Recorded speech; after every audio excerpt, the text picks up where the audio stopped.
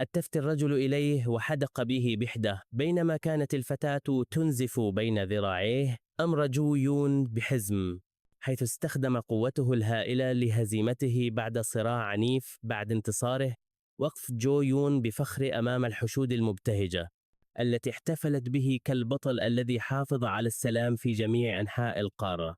شعر جو يون بارتياح هائل وهو يبتسم، مفكرا في إمكانية العودة أخيرا إلى عالمه الأصلي بعد هذا الانتصار. بعد ذلك تحدثت الحاكمة مع جو يون وأثنت على قراره بإنقاذ هذا العالم مرة أخرى، قائلة له إنه أحسن صنعا. لكن جو يون شعر ببعض المرارة، ملاحظا أنه في كل مرة يلتقي فيها بالحاكمة يجد نفسه مجبرا على اتخاذ قرار. ولأن الأحداث استمرت في التكرار، كان يبدأ دائما من الصفر، متسائلا عن معنى اختياره، وسألها إن كانت ستعيده إلى عالمه الأصلي. أكدت الحاكمة لجو يون أنها ستفعل ذلك بالفعل، سترسله إلى عالمه الأصلي. لكن جو يون احتج بأنه لم يتلق أي تعويض بعد اختطافه وإجباره على العمل لمدة 20 عاما، وطالب بالاحتفاظ بذكرياته على الأقل. أوضحت الحاكمة أن خلال فترة وجود جو يون في هذا العالم كان الزمن مجمدا في بعده الأصلي، لذا لم يخسر أي وقت على الإطلاق. استسلم جو يون أخيرا وأراد فقط العودة إلى عالمه بسرعة. طمأنته الحاكمة بأنه بالتأكيد سيتلقى مكافأة على الوقت والجهد الذي قضاه هنا. لكن الحاكمة صرحت بأن جو يون لن يتذكر أيا من هذا، وأعطته ما يسمى جزءا من قوة الحاكمة. وضحت الحاكمة أن هذا الجزء من القوة سيؤثر على بعده الأصلي ويغيره، وأن العالم سيعيد تشكيل نفسه وفقا لإرادته. طلب جو يون تلميحا حول هذا الأمر، لكن الحاكمة رفضت أن تعطيه أي تلميح. عبر جو يون بغضب عن إحباطه من رفض الحاكمة المستمر لجميع طلباته، خاصة رغبته في الاحتفاظ بذكرياته عن القارة. أمرت الحاكمة جو يون بالمغادرة فورا، وحاول جو يون الاحتجاج مرة أخرى وطلب منها الانتظار، لكن دون جدوى. بنقرة من أصابع الحاكمة أرسل جو يون بعيدا قبل أن ينهي كلامه. أعلنت الحاكمة أنها ستراقب رحلة جو يون من حيث بدأت إلى العالم الذي سيحدد مصيره. انحدر جو يون بسرعة في بعده الجديد، محاطا بدوامة من الأضواء الغامضة. فجأة فتح عينيه بصدمة ليجد نفسه مستلقيا على سريره في غرفته المشرقة بنور الشمس، مستاء من الضوء الشديد. استيقظ وتفقد إشعارات هاتفه.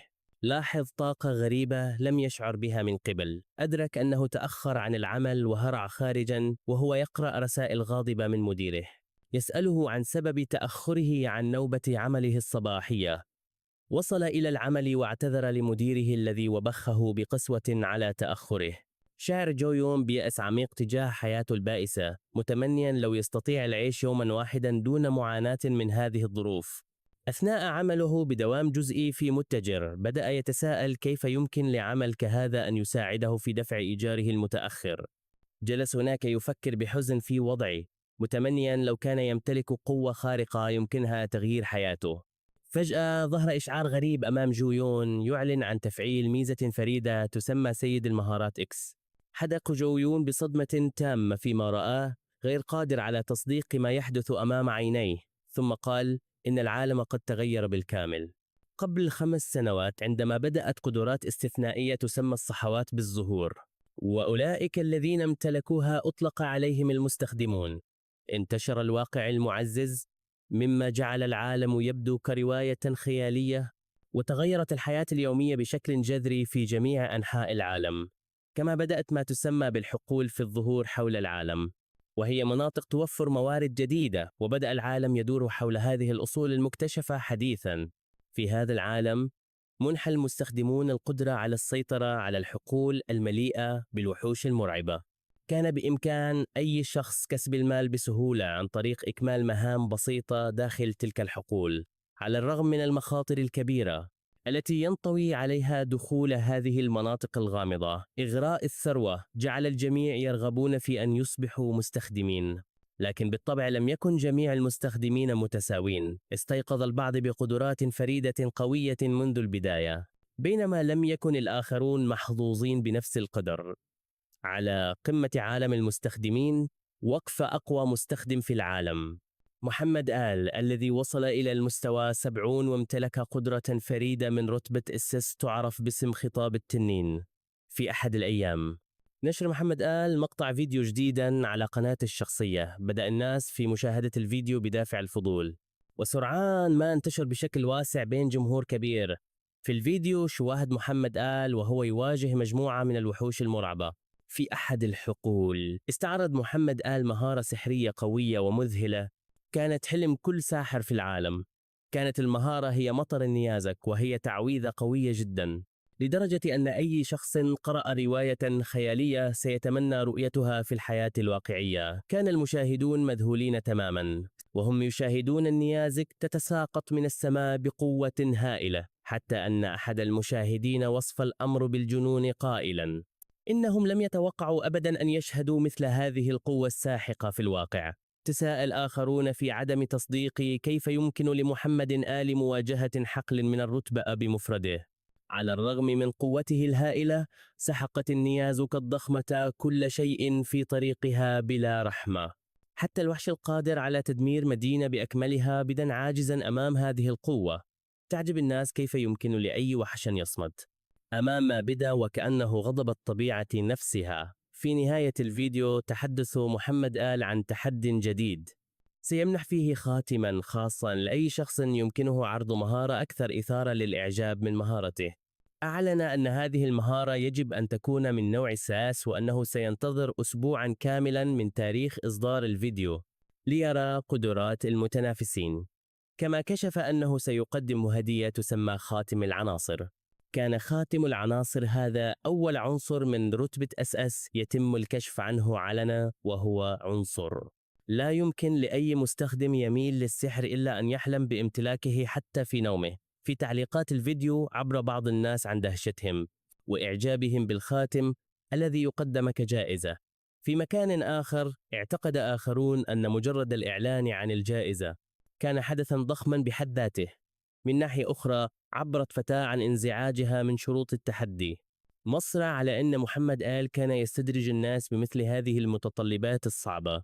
أكد محمد بنفسه أنه سيكون الحكم الوحيد في المسابقة. هذا أغضب الفتاة أكثر، قائلة إن هذا دليل على أن محمد لا ينوي إعطاء الجائزة لأي شخص، لأن التحكيم سيعتمد فقط على رأيه الشخصي.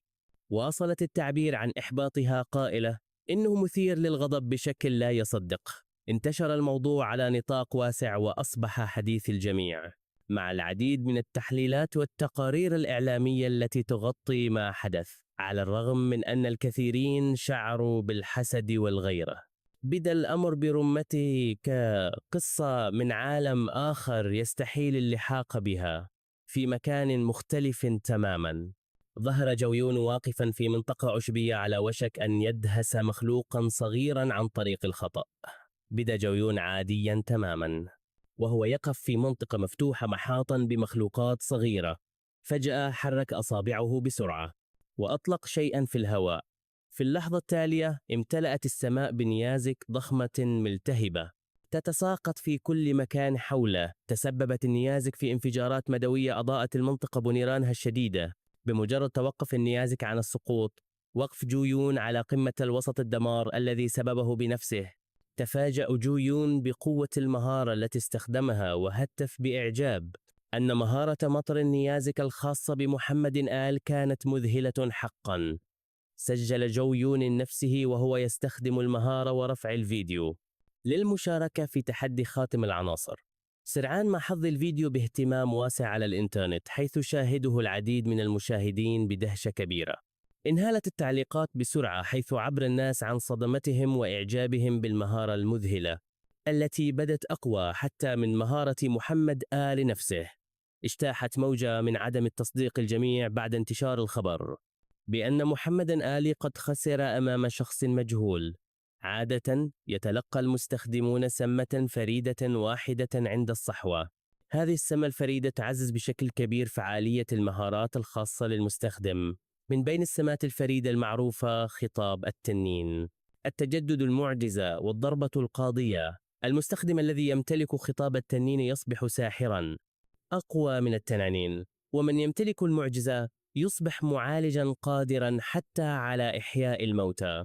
المستخدم الذي يمتلك التجدد يصبح محارباً يمكنه إعادة إنماء أطرافه أثناء المعركة، ومن يمتلك الضربة القاضية يصبح مقاتلاً قادراً على القضاء على أي عدو بضربة واحدة. لكن جو يون كان مرتبكاً، وهو يتساءل عن سمته الفريدة سيد المهارات وماذا تفعل في الواقع. ثم جلس أمام حاسوبه وبدأ يبحث أكثر عن هذه السمة الغريبة.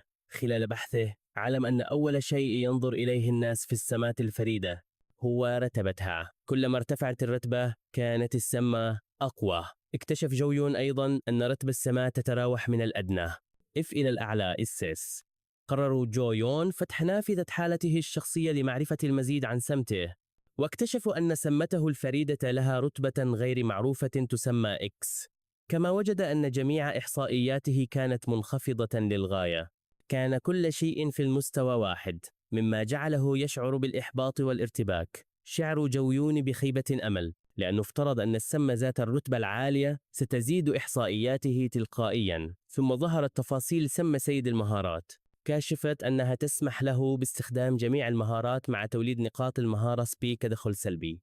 بعد ذلك ظهرت مهمة تعليمية تطلب من جو يون محاولة نسخ مهارة ما. عند إكمال المهمة سيتم فتح قدرة نسخ المهارة كمكافأة. كشفت التفاصيل أن قدرة نسخ المهارة ستسمح له بنسخ مهارات الآخرين مؤقتاً، والتي سيتم حذفها عند منتصف الليل كل يوم. ضحك جو يون بسخرية من فكرة حاجته للذهاب إلى الحقول لنسخ مهارات الآخرين. بالنظر إلى إحصائياته الضعيفة بدأ أمر كالانتحار، لكن على الرغم من سخريته قرر جو يون البحث عن بعض المهارات المتاحة تحسبا لأي طارئ. بينما كان يتصفح المهارات فوجئ عندما ظهرت تفاصيل واضحة حول مهارة مطر النيازك الخاصة بمحمد آل. ظهرت نافذة خاصة أمام جو يون تخبره بمهمة تعليمية وتسمح له بنسخ مهارة مطر النيازك مع تعزيز إحصائياته مؤقتا إلى 999 في خريطة تدريب خاصة. صدم جو يون بشدة، فلم يتخيل أبدا أنه من الممكن نسخ مهارة من مجرد مقطع فيديو. في تلك اللحظة كان محمد آل يشاهد الفيديو الذي رفعه جو يون بينما يستمتع بمشروبه بهدوء. أغلقت سكرتيرته شاشة التلفاز بقوة وسألته ما إذا كان تقديم خاتم العناصر كجائزة. يستحق كل هذه الضجة حقا. ابتسم محمد آل وأخبرها بثقة أن مهارة كهذه التي حصل عليها قبل أقل من أسبوع يكاد يكون من المستحيل أن يمتلكها شخص آخر بهذه السرعة. ردت السكرتيرة قائلة إن هناك مهارات مشابهة منتشرة حول العالم. تساءل محمد آل عما إذا كانت المهارة حقا من رتبة أساس وتحمل نفس الاسم بالضبط، مما جعل السكرتيرة تشك في الأمر. أكد محمد آل بهدوء وثقة أنها كذلك، بلا شك قدرة فريدة من رتبة SS. طلب من السكرتيرة إرسال بطاقة عمله مع خاتم العناصر إلى جو يون، ناصحا إياها بعدم الاتصال به مباشرة في الوقت الحالي حتى لا يشعر بالتهديد. أضاف محمد آل بابتسامة لطيفة أن الخاتم كان هدية لشخص يريد مصادقته في المستقبل البعيد في عمله بالمتجر.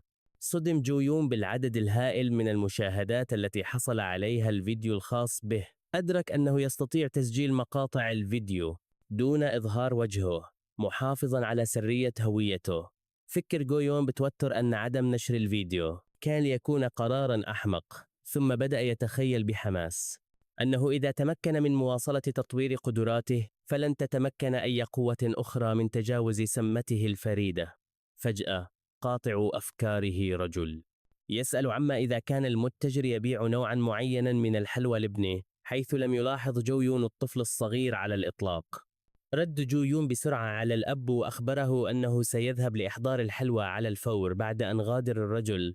شعر جو يون بالتعب الشديد وتنهد من الإرهاق. تحدث إلى نفسه متشككا في أن أي شخص سيتخلى عن عنصر من رتبة SS بهذه السهولة، لكن سرعان ما عادت الابتسامة إلى وجهه وهو يتخيل أنه إذا حصل على الخاتم حقا فإن حياته ستتغير تماما. تصور جويون نفسه غنيا وقويا يعيش حياة الشهرة والراحة تماما مثل محمد آل. ابتسم مرة أخرى مدركا أن ما كان يحلم به الآن بدا مستحيلا تماما. قبل فترة قصيرة فقط رفع جويون يديه بحماس وطاقة قائلا إنه يشعر الآن إنه يستطيع فعل شيء ما بالفعل.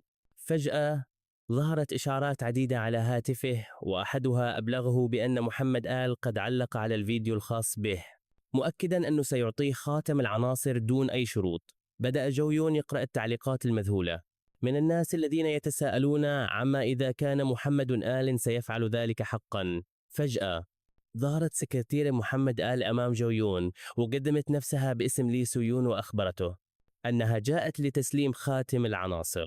صدم جويون عندما أخبرته أنها سترافقه إلى منزله، وأوضحت أن محمد آل يرغب في مقابلته شخصيا في المستقبل بعد استلام الخاتم. جلس جويون على سريره يحدق في يدي بعدم تصديق، متسائلا عما إذا كان كل ما مر به للتو حقيقيا أم مجرد وهم. فتح جويون نافذة المعلومات الخاصة بالخاتم التي ظهرت أمامه، وذهل بقوته وميزاته المذهلة استعاد طاقته بسرعة، وقال بحماس أن هذا ليس وقت الاسترخاء، كان عليه الاستفادة من قوته السحرية المعززة والذهاب للصيد في حقل على الفور. لكن عندما فتح نافذة حالته لاحظ مرة أخرى أن إحصائياته منخفضة للغاية، مما جعله يقلق مجددا. كان جويون في حيرة لأنه كان بحاجة إلى درع مناسب للذهاب للصيد، وهذا يتطلب مالا لا يملكه. بدأ في حزم حقيبته وهو يفكر فيما يجب فعله، وخمن أن الأرباح من الفيديو الذي رفعه بالأمس ستكون كافية لشراء درع. شعر جويون بالقلق من فكرة تأكيد هويته عبر قناته الشخصية لأنه أراد الحفاظ على سرية هويته. جلس يفكر بعمق محاولا إيجاد طريقة جيدة لتجنب الكشف عن هويته. أثناء تصفحه للإنترنت صادف منشورا قديما يناقش ربحية مهارات الشفاء، وأدرك أنها مربحة جدا، خاصة أثناء حالات الطوارئ عند مداخل الحقول. تحمس جويون لفكرة أن بيع مهارة شفاء من الرتبة C يمكن أن يجلب له أرباحا ضخمة. قرر الذهاب إلى حديقة سيول الكبرى، وهي حقل من الرتبة D، لتقديم خدمات الشفاء، لكنه وجد أن جميع الأماكن الجيدة كانت محجوزة، لذا اضطر للجلوس في منطقة عادية. فكر أنه في المرة القادمة يجب أن يحضر شيئا ليمضي الوقت بشكل أسرع. فجأة بدأت قطرات من الدم تتساقط على الأرض، وظهر رجل يركض وهو يحمل فتاة مصابة بجروح خطيرة. كان جويون جالسا يلعب على هاتفه غير مدرك لما يحدث خلفه، وقال لنفسه مازحا إن البقاء خارج الحقل آمن تماما. ثم لاحظ أخيرا الشخص المصاب بجانبه، وأصيب بصدمة بالغة لأنه لم يتوقع حدوث شيء كهذا خارج الميدان، فقد كان وجه الرجل مغطى بالدماء وكانت ملامحه مخيفة للغاية. شعر تشويون بالارتباك ولم يعرف ماذا يقول أو يفعل في هذا الموقف.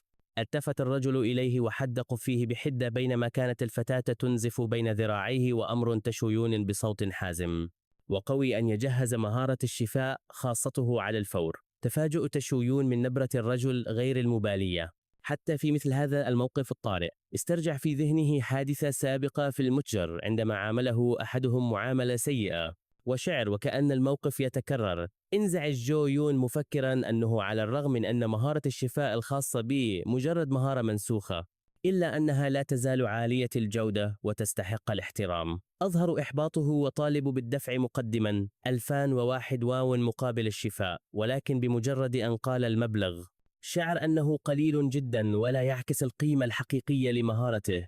ثم تبعهم إلى منطقة جانبية ليبدأ الشفاء، لكنه شعر بغثيان شديد عند رؤية كل تلك الدماء. كانت الفتاة مصابة بجروح خطيرة وكان الرجل يصرخ.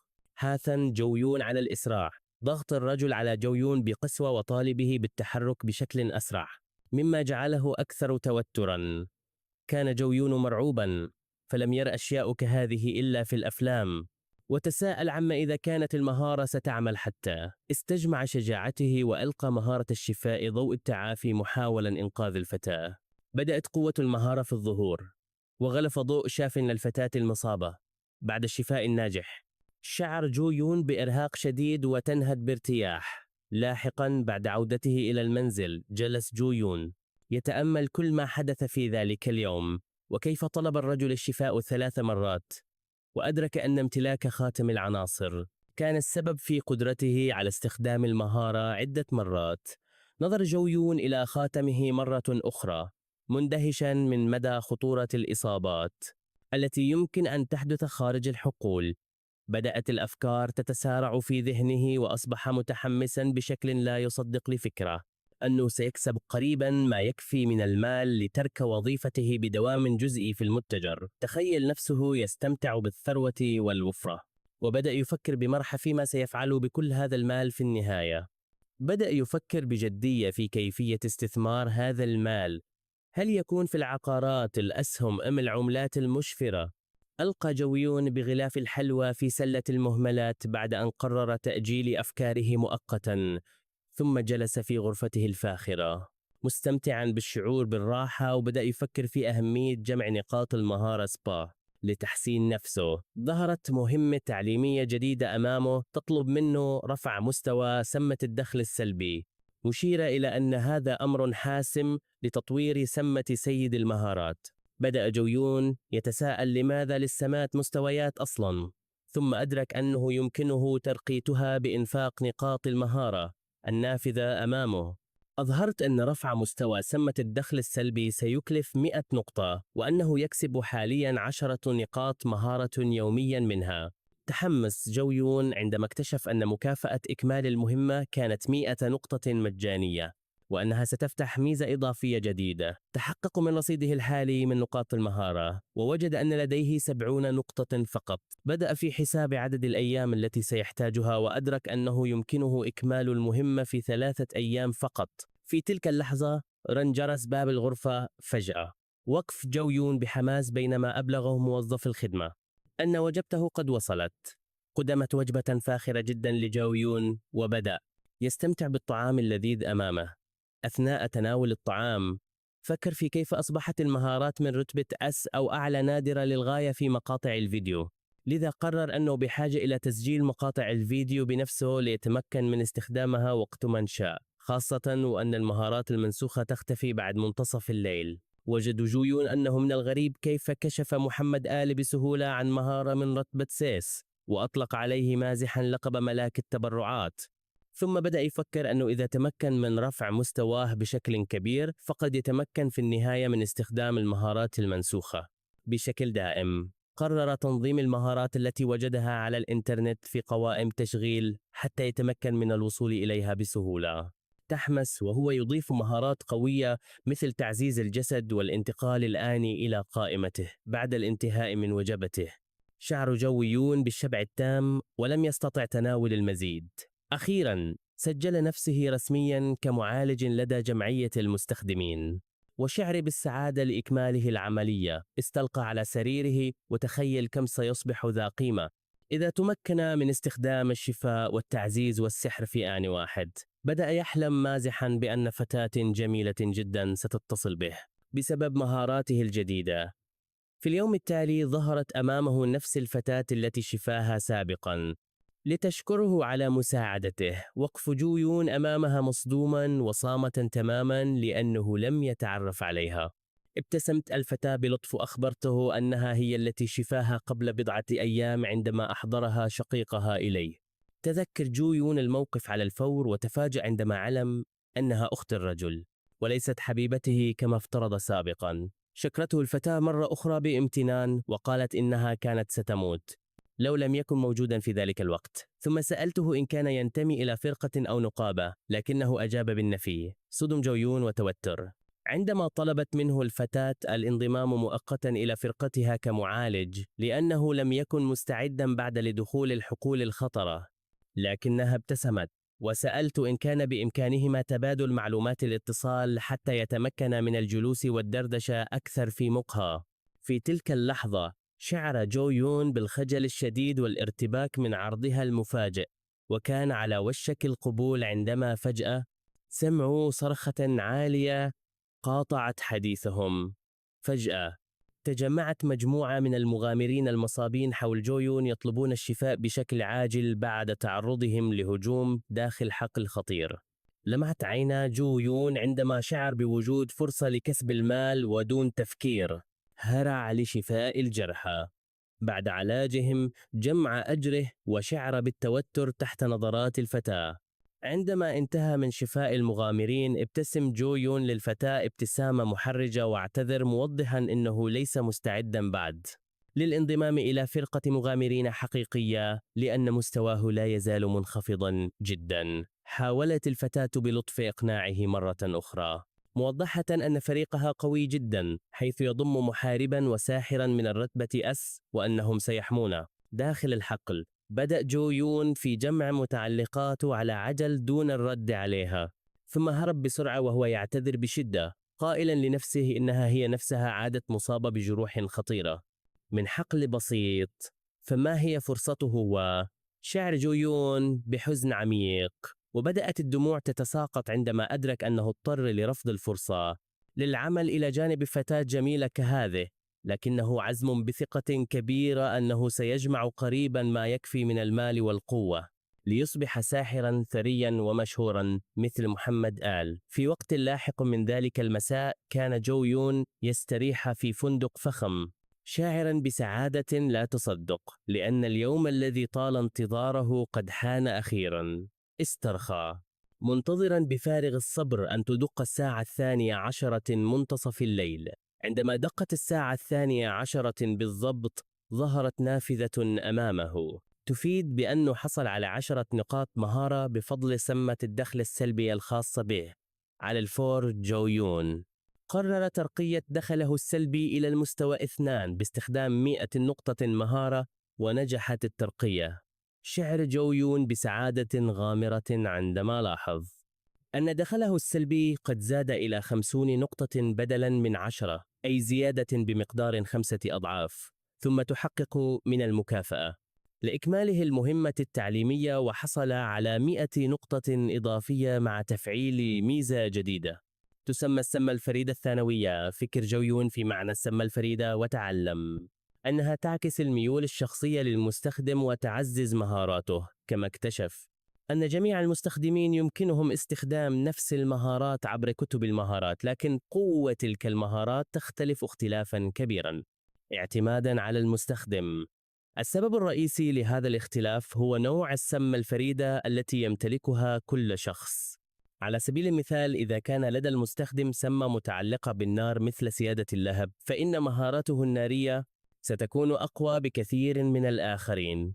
لكن في حالة جو يون الذي لا يمتلك سمة مرتبطة بأي مهارة محددة، كانت القدرات التي ينسخها أضعف بشكل عام من قدرات أصحابها الأصليين. ومع ذلك استثنى جو يون مهارة مطر النيازك التي استخدمها في خريطة التدريب لأنها كانت قوية بشكل لا يصدق في ذلك الإطار. الآن اكتشف أن كل مهارة ينسخها في المستقبل ستأتي مع سمة فريدة يتم تعيينها عشوائياً. ثم ظهرت تفاصيل مهارة الشفاء الخاصة به، كاشفة أنها اكتسبت سمة فريدة تزيد من قوة هجومها السحري بنسبة 10%. قرر جو يون أنه يجب عليه اختبار هذه المهارات بنفسه ليقيس قوتها الحقيقية. شعر أن الوقت قد حان للتوقف عن كونه مجرد معالج مؤقت والبدء في استخدام قدراته بشكل أكثر جدية. ظهرت مهمة تعليمية جديدة تطلب منه استخدام مهارة منسوخة من الرتبة لاصطياد 20 وحشا في الحقول مع نقاط ومهارة جديدة كمكافأة. جو يون كان مندهشا من دقة المهام التي يتلقاها، وشعر وكأن شخصا ما يراقبه في الوقت الفعلي. قرر البحث عبر الإنترنت عن مهارات مناسبة للصيد، وصادف مقطع فيديو شائعا جدا يعرض مهارة كرة النار. تساءل عما إذا كان يجب عليه نسخ تلك المهارة للتدريب. تردد جو يون للحظة لأن السمات يتم تعيينها عشوائيا، لكنه قرر تجربتها على أي حال دون توقع الكثير. في اللحظة التي نسخ فيها المهارة ظهرت فجأة كرة نارية ملتهبة حوله مما تركه مذهولا ومندهشا.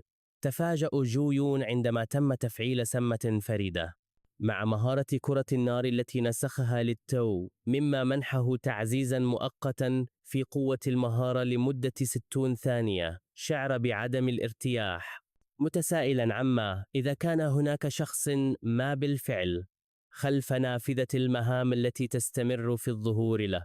ثم توجه جو يون إلى مدخل حقل مزدحم مرتديا ملابس تخفي هويته، وقف أمام الجدار الغريب متسائلا عما إذا كان هذا هو حقا الحد الفاصل بين الحقل والعالم الحقيقي.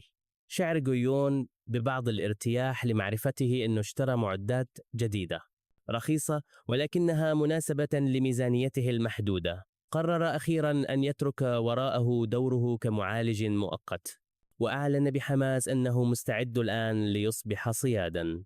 انتشرت الشائعات عنه بسرعة عبر الإنترنت، وبدأ الناس يطلقون عليه لقب مجنون النار بسبب الطريقة المرعبة التي استخدم بها مهارة كرة النار في أحد الحقول.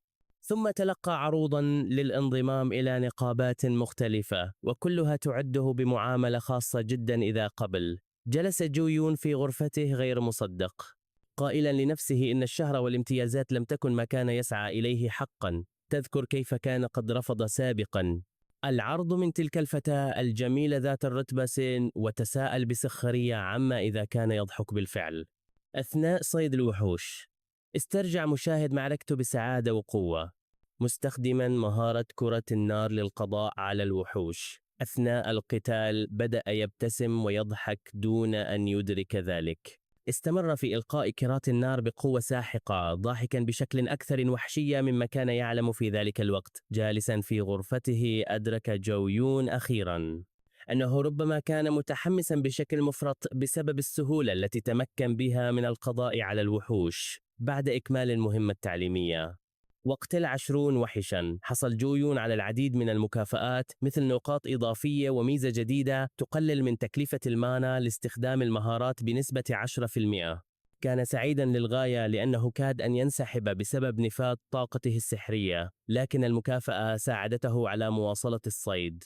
ثم صادف جو يون منشورات على الإنترنت حول وحش قوي يسمى الدب السبجي، وذكر الناس أن مجنون النار قد هزمه بسهولة على الرغم من قوته. أدرك جو يون أنه بفضل انخفاض تكاليف المهارات يمكنه الآن استخدام مهارة كرة النار بشكل متكرر.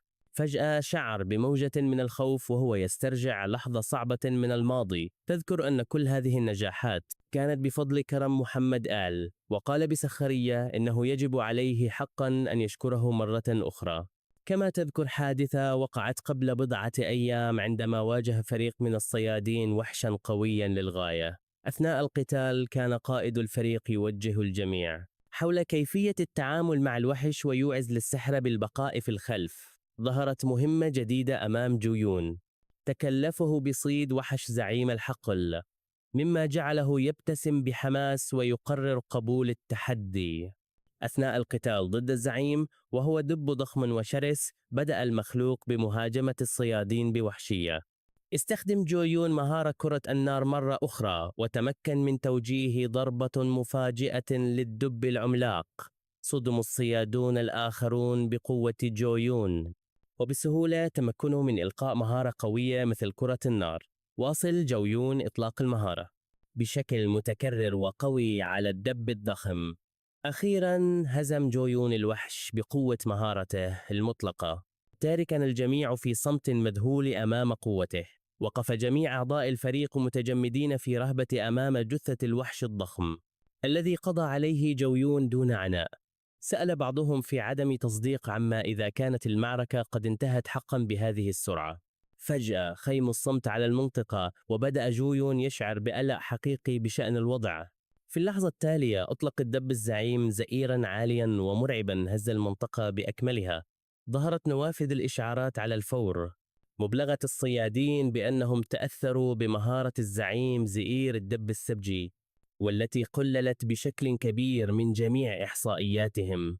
انتشر الذعر بينهم بينما صرخ أحدهم بأن الوحش قد دخل في مرحلة غضب خاصة، متسائلا بتوتر عن حجم الضرر الذي ألحقوه به ليصبح هكذا. تأثر أحد المحاربين لدرجة أنه لم يعد قادرا على رفع سيفه بسبب انخفاض قوته، بينما حاول الآخرون تهدئته. لكن الوحش واصل هجومه الشرس مهددا حياة الجميع. وقف جو يون بعيدا قليلا يراقب الموقف بخوف واضح، غير قادر على التحرك على الفور. في تلك اللحظة ظهرت نافذة مهمة تعليمية جانبية جديدة أمامه، تطلب منه نسخ مهارة الوحش الزعيم زئير الدب السبجي مع مكافآت سخية إذا نجح. صدم جو يون وهو يقرأ تفاصيل المهارة القوية، لكنه قرر بسرعة نسخها على الرغم من المخاطر. أثناء عملية النسخ تم تفعيل سمة عشوائية تسمى النسيان، والتي أزالت بشكل عشوائي إحدى السمات الفرعية من المهارة. بعد اكتمال النسخ ظهرت تفاصيل المهارة، مبينة أنها تقلل من إحصائيات جميع المخلوقات في دائرة نصف قطرها 30 مترا، بينما تزيد في نفس الوقت من إحصائيات المستخدم نفسه. تفاجأ جو يون بشدة عندما علم أنه يستطيع استخدام هذه المهارة القوية دون أي شروط أو تكلفة مانا. في اللحظة التالية رأى الوضع يصبح خطيرا للغاية. كان الدب على وشك قتل أحد الصيادين. أدرك أنه إذا لم يستخدم المهارة الآن فسوف يندم لاحقا، خاصة وأنها ستختفي بعد منتصف الليل. دون تردد هرع جو يون إلى وسط المجموعة واستخدم زئير الدب السبجي بكامل قوته، مطلقا موج صدمة قوية أثرت على الجميع. صدم أعضاء الفريق بتأثيرات مهارة جو يون، وظهرت نوافذ تؤكد أن إحصائياتهم قد انخفضت بشكل كبير، فشعروا الجميع بالإحباط والغضب. فبينما أصبحت إحصائياتهم منخفضة بشكل حرج بسبب الزئير، شعر جو يون بتدفق هائل للقوة مع ارتفاع إحصائياته الخاصة بشكل كبير. بفضل مهارة الزعيم التي نسخها، تقدم جو يون بخطوات واثقة لمواجهة الوحش، بينما بقي الآخرون متجمدين في أماكنهم. رفع يده عاليا وأطلق مهارة كرة نارية ضخمة على الوحش. اندلع انفجار هائل وامتلأت المنطقة باللهب، بينما أطلق الوحش العملاق زئيرا يصم الآذان. وقف الجميع في صدمة مذهولين بقوة انفجار جو يون، وظهرت نوافذ متعددة أمامه تؤكد أنه تم هزيمة زعيم الميدان، وأن مستواه قد ارتفع عدة مرات بسبب نجاحه في المهمة. شعر جو يون بنشوة عارمة عندما أدرك ما أنجزه للتو، وانهار الوحش أخيرا على الأرض بقوة هائلة، وحدق الجميع به غير مصدقين لما حدث للتو. ثم بدأوا بالهتاف بصوت عال محتفلين بإنجاز جو يون المذهل. شعر جو يون ببعض الإحراج من كل هذا المديح وهو يمسح العرق عن جبهته. للحظة وجيزة تذكر جو يون مشهدا من حياته السابقة عندما تم الاحتفاء به كبطل، والآن شعر بإحساس مماثل. وظهرت نافذة تخبره بأنه نجح في امتصاص روح الزعيم. نظر جو يون إلى يده في ذهول، وأدرك أنه حصل على شيء يسمى روح وحش الزعيم، والتي عززت إحصائياته بشكل دائم. تذكر أيضا أن مستوى زعيم الميدان عادة ما يكون أعلى ب10 مستويات من الميدان نفسه. أدرك جو يون أن اللاعبين الذين يتلقون المساعدة من أفراد أعلى مستوى لا يحصلون على أي مكافآت بسبب نظام المساهمة غير العادل، ونتيجة لذلك يختفي جسد الوحش تماما دون منحهم أي مكافآت. لهذا السبب يفضل اللاعبون المخاطرة ومواجهة الوحوش بمفردهم من أجل كسب العناصر المسقطة. غمرت الفرحة أحد اللاعبين وهو يصرخ بأن عنصرا نادرا قد سقط من الوحش، وعادة ما تكون هذه العناصر ذات قيمة كبيرة وتكون بمثابة مكافأة مستحقة للاعبين الذين يخاطرون بحياتهم. بالإضافة إلى العناصر، فإن جسد الوحش نفسه ذو قيمة عالية لاحتوائه على مواد نادرة وباهظة الثمن. كان جو يون سعيدا بشكل خاص لأن قوته ارتفعت أخيرا إلى المستوى 2، وأنه حصل أيضا على روح الوحش، وتجمع أعضاء الفريق حوله مهنئين إياه على نجاحه الباهر في المهمة، مشيرين إليه كقائد الفريق والساحر البطل. ثم بدأ أحد الصيادين بفحص العنصر الذي أسقطه الوحش. لقد كان قفازا نادرا وقويا جدا، وعندما عرضت إحصائيات العنصر أظهرت أنه يمنح زيادة هائلة في القوة عندما تنخفض صحة المستخدم إلى أقل من 30%. ورغم أن شرط تفعيله كان صعبا، فكر جو يون في مدى خطورة هذا الشرط، وابتسم بتوتر، معلقا أن استخدام هذا العنصر يعني الوقوف على حافة الموت. وفجأة أعلن أحد المسؤولين أن العنصر والمواد الأخرى سيتم توزيعها من قبل رابطة اللاعبين في تلك اللحظة. ظهر رجل غريب برفقة حارسين شخصيين وأعلن أنه سيشتري عنصر الوحش مقابل 90% من قيمته نقدا. وجه جو يون والآخرون انتباههم إلى الرجل الغامض، وسألوا أحدهم في دهشة عن هويته. بدأ المغامرون في مناقشة مجموعة الأفراد الذين يشترون العناصر النادرة من الوحوش المعروفين باسم صيادي عناصر الزعماء. نظر جو يون إلى هؤلاء الأشخاص الغامضين بشك، متسائلا عن نواياهم الحقيقية.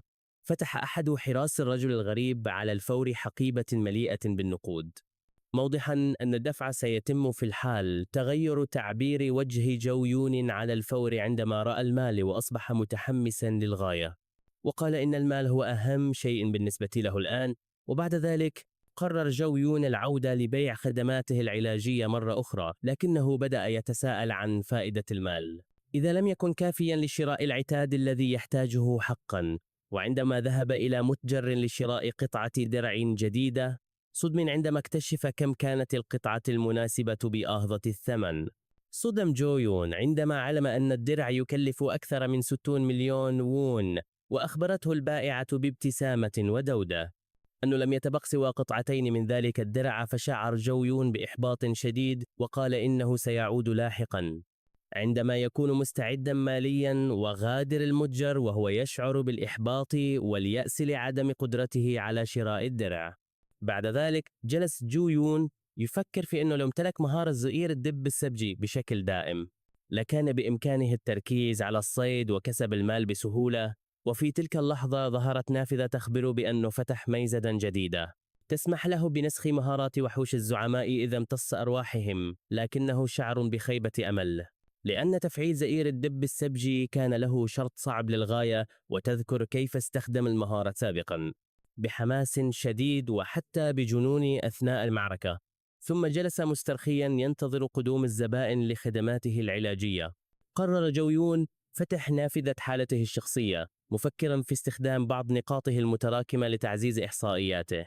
أظهرت أن مستواه الحالي هو 8، وأن إحصائياته لا تزال ضعيفة نسبيا. وتخيل نفسه محاربا قويا يلوح بسيف ويقاتل الوحوش مباشرة، لكنه أدرك بسرعة أن هذا العالم ليس مجرد لعبة يمكن فيها المخاطرة باستخفاف. استخدم نقاطه لزيادة قوته السحرية، وأنفق بعض نقاط المهارة لترقية مهاراته. وتفاجأ جو يون عندما ظهرت نافذة جديدة تخبره بأنه يستطيع الآن نسخ مهارتين بدلا من واحدة فقط. وبعد ذلك ظهرت مهمة تعليمية جديدة تحت اسم المهام اليومية، والتي ستكافئه بمزيد من نقاط المهارة سبوت إذا أكملها. وكانت المهمة هي نسخ مهارتين مختلفتين. وتساءل جو يون عما سيحدث إذا نسخ نفس المهارة مرتين، وحاول نسخ مهارة ضوء الشفاء مرة أخرى. واكتسب سمة فريدة جديدة تسمى موفر الطاقة، والتي قللت من تكلفة المانا للمهارة. وتساءل جو يون عما إذا كان سيحصل على سمة فريدة أخرى إذا نسخ نفس المهارة مرة أخرى. فقرر المحاولة مرة أخرى وبدأ في نسخ ضوء الشفاء مجددا. ظهرت نافذة تخبره بأن هذه المهارة قد تم نسخها بالفعل، وسألته إذا كان يريد نسخها كمهارة جديدة. وافق بحماس، وتفاجأ جو يون للغاية عندما نجحت عملية النسخ، مدركا أنه حقق مكسبا كبيرا. ثم بدأ في الإعلان عن خدماته الجديدة، والتي تقدم الآن الشفاء مع مكافأة إضافية تتمثل في زيادة الخبرة بنسبة 5% لمدة 5 ساعات.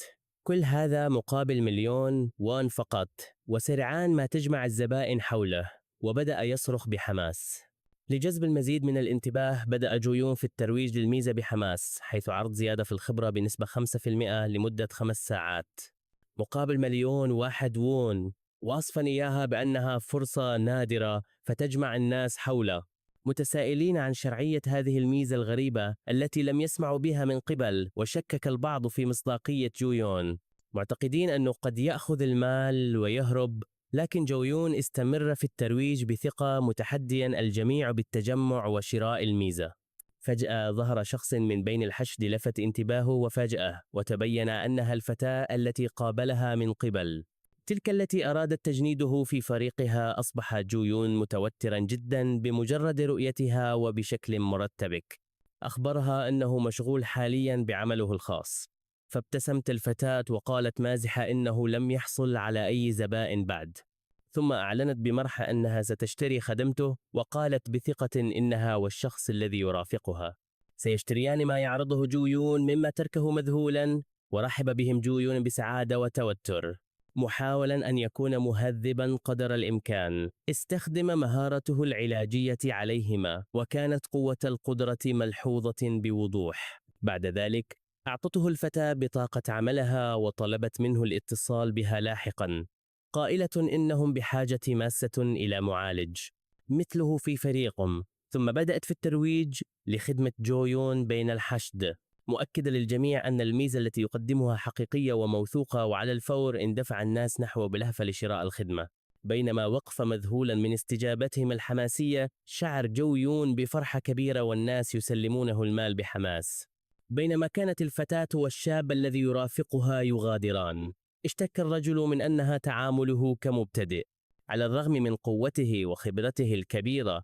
شرحت السبب مشيرة إلى أنهم بالفعل فريق قوي جدا في كل من الهجوم والدفاع، ولكن مشكلتهم الوحيدة كانت نقص المعالج.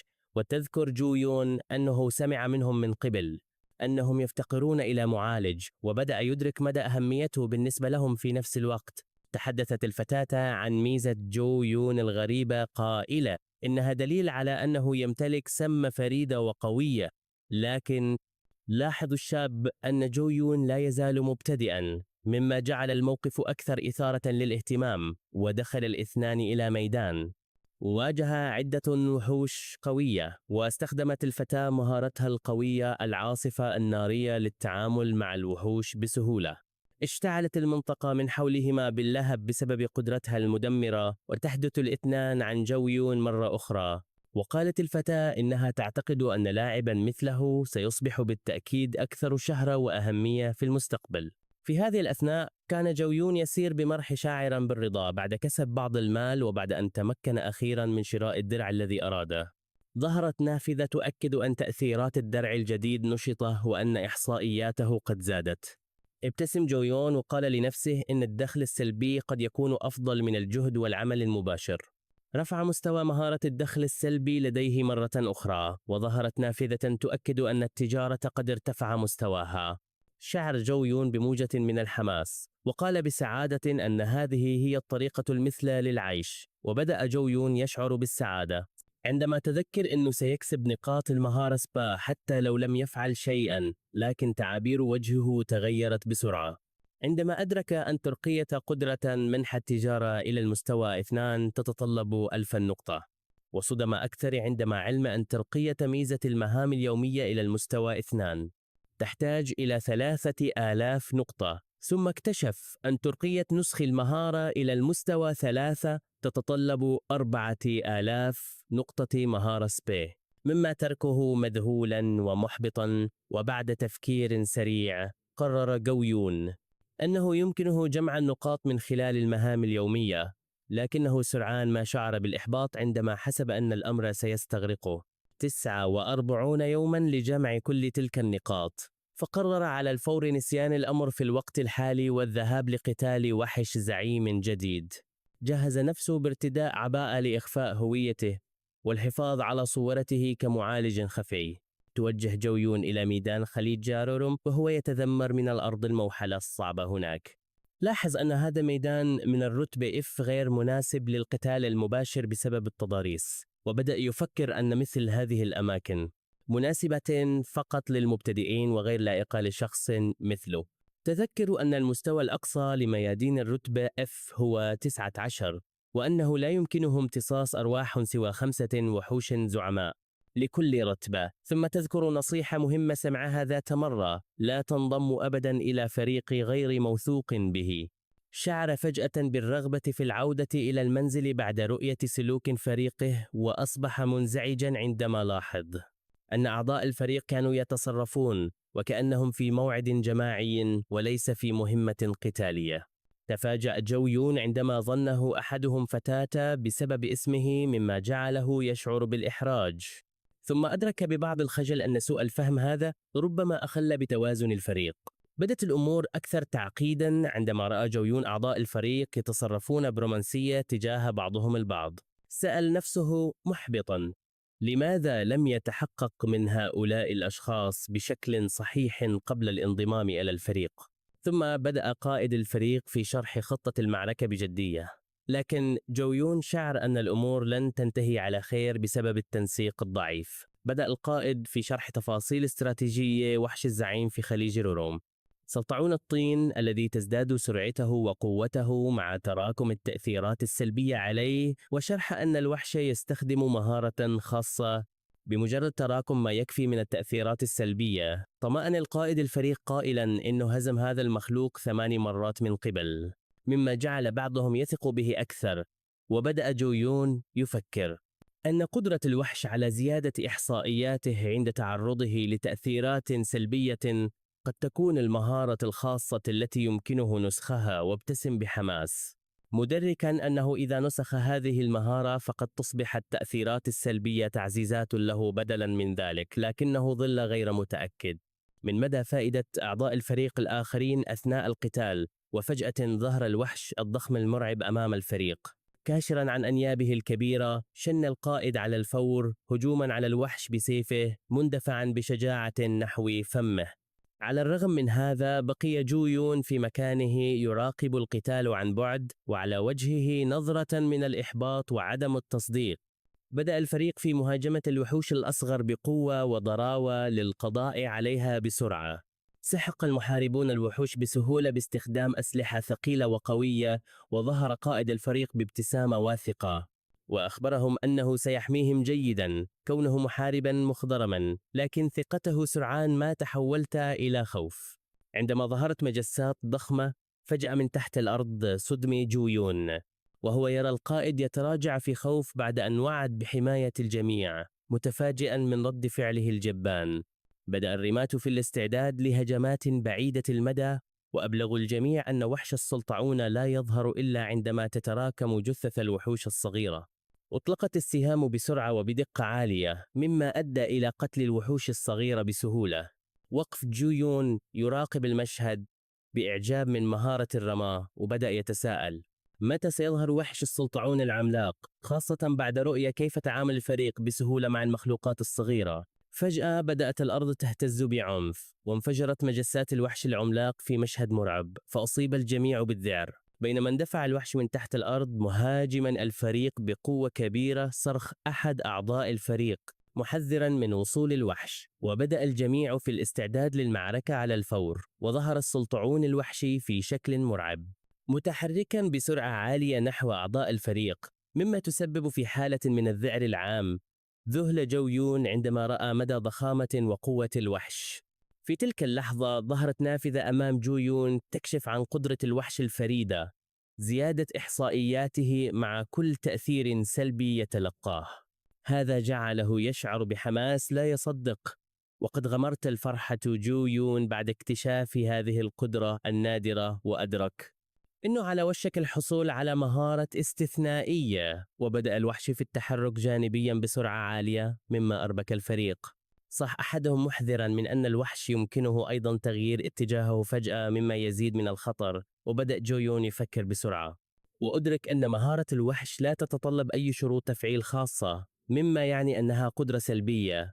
ابتسم بحماس كبير، مدركا أن هذه المهارة تزيد من قوة الوحش مع كل تأثير سلبي أو إيجابي يطبق عليه. وفجأة ظهر القائد أمام جو يون، حاثا الجميع على استخدام الهجمات الجسدية فقط.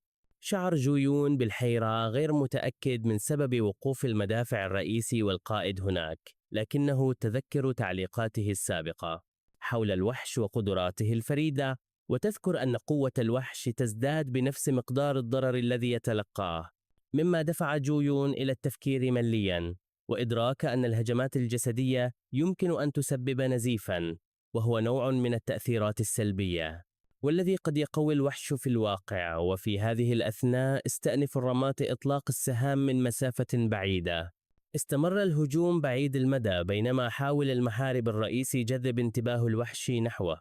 تساءل جو يون لماذا اختار القائد هذا العدد الكبير من الرماة، لكنه أدرك بعد ذلك إن هذا التكتيك بطيء جدا لهزيمة مثل هذا الوحش. كما تساءل كيف من المفترض أن يقاتل الفريق الوحش دون إلحاق الضرر به كما نصح القائد سابقا. وأخيرا تقدم قائد الفريق وقال مازحا: هل حان الوقت للانضمام إلى المعركة؟ مما أثار غضب جو يون الذي شعر أنه انتظر طويلا. طلب القائد من فتاة تدعى هيوجو أن تمنحه تعزيزا استعدادا للقتال، واستخدمت هيوجو مهارتها التعزيزية بمرح، مما جعل جو يون يشعر أن الفريق يتعامل مع الموقف بطفولية زائدة ووقف جو يون جانبا. وقرر أن يدع بقية الفريق يفعلون ما يريدون بينما يراقب الموقف بهدوء. بدأ يفكر في أن الحل الأفضل هو القضاء على الوحش بضربة واحدة قوية للغاية. فجأة ظهرت دائرة سحرية ذهبية ضخمة حول القائد وهيوجو، مما أذهل جو يون. لقد صدم تماما بما كان يحدث ولم يتوقعه على الإطلاق. ظهرت نوافذ تعرض تفاصيل المهارة المستخدمة، قدرة من الرتبة SSC تسمى القوة المشعة، والتي عززت إحصائيات الفريق بشكل هائل لفترة قصيرة. غمرت الصدمة جو يون، لم يتوقع أبدا أن يشهد مهارة دعم من الرتبة SS في مكان كهذا. وتذكر وقتا كان يجلس فيه في متجر وسألته البائعة فجأة إذا كان يصنع فيديوهات بث مباشر. فأصبح جو يون قلقا ومرتبكا متسائلا عما إذا كانت هويته قد كشفت، لكنه نفى ذلك بسرعة ووصلت حديثها بحماس عن شعبية التصوير في الميادين ورفع الفيديوهات على منصة يوزر تيوب. ثم أخبرته عن منتج خاص مثالي للأشخاص الذين يسجلون معارك الميدان. وصفته بأنه كاميرا عالية التقنية مع ميزات تثبيت يمكنها تسجيل مشاهد القتال بوضوح، وهو ما أثار اهتمام جو يون على الفور. لاحقا اندهش جو يون من مدى فائدة الكاميرا التي أحضرها في تسجيل مهارات وحوش الزعماء. أدرك جو يون أنه إذا تمكن من نسخ مهارة وحش الزعيم وأيضا مهارة القوة المشعة التي شهدها للتو، فإنه سيكتسب قدرا لا يصدق من القوة في تلك اللحظة. تساءل لماذا توجد مستخدمة مهارة دعم قوية مثل تلك الفتاة في مكان كهذا. ثم بدأ قائد الفريق يشع بالطاقة وأعلن أنه سيجذب انتباه الوحش بنفسه، وطلب من جو يون استخدام أفضل قدراته. ولكن قبل أن ينهي جملته فاجأه جو يون من الخلف بإلقاء كرة نارية ضخمة مباشرة على الوحش. قرر جو يون أنه لا يهتم إذا سرق القليل من الأضواء من الآخرين. كان سينهي أمر وحش الزعيم بنفسه. ابتسم بفخر وقال لنفسه أنه أحضر الكاميرا خصيصا لهذه اللحظة. ثم حدث انفجار ضخم ومدمر من المهارات القوية التي أطلقها جو يون. ظهرت نافذة تعرض تفاصيل مهارة الانفجار التي تسببت في الانفجار المدمر. بعد الهجوم ذهل أعضاء الفريق وسألوا عن الرائحة الغريبة التي تملأ المكان، وسرعان ما اكتشف الجميع أن السلطعون العملاق قد نضج تماما بسبب الحرارة الشديدة للانفجار، مما تركهم عاجزين عن الكلام. ووقف قائد الفريق متجمدا يحدق في المشهد في حالة من عدم التصديق التام دون أن ينطق بكلمة. وسرعان ما أفاق من صدمته وصرخ محذرا الفريق من أن السلطعون قد يستخدم هجوما يائسا أخيرا. وانطلق القائد بشجاعة نحو السلطعون أمام الفريق محاولا القضاء عليه نهائيا، لكن السلطعون كان ميتا بالفعل، ولم ينتج عن هجوم القائد سوى كنوز وعناصر نادرة تسقط على الأرض. وبدأت هيوجو في مدح القائد بحماس بينما كان هو في غاية السعادة معتقدا أنه هزم روح الوحش. وفي هذه الأثناء ظهرت نافذة أمام جو يون تخبره بأنه نجح في نسخ مهارة وحش الزعيم مقاومة التغيير الخاصة بالسلطعون، مما ملأه برضا كبير. ابتسم جو يون ابتسامة عريضة وقال لنفسه أنه حصل على كل ما يريده من هذه المهمة وحان وقت العودة إلى المنزل. وبعد ذلك أخبره أعضاء الفريق أن سمته الفريدة يجب أن تكون على الأقل من الرتبة S. معبرين عن إعجابهم العميق بقدراته، تجمع أعضاء الفريق حول جو يون بعد انتهاء المهمة وطلب أحدهم رقم هاتفه حتى يتمكنوا من البقاء على اتصال. لكن قائد الفريق الذي شعر بالغيرة قاطعهم بسرعة وأخبرهم أن الوقت قد حان للعودة.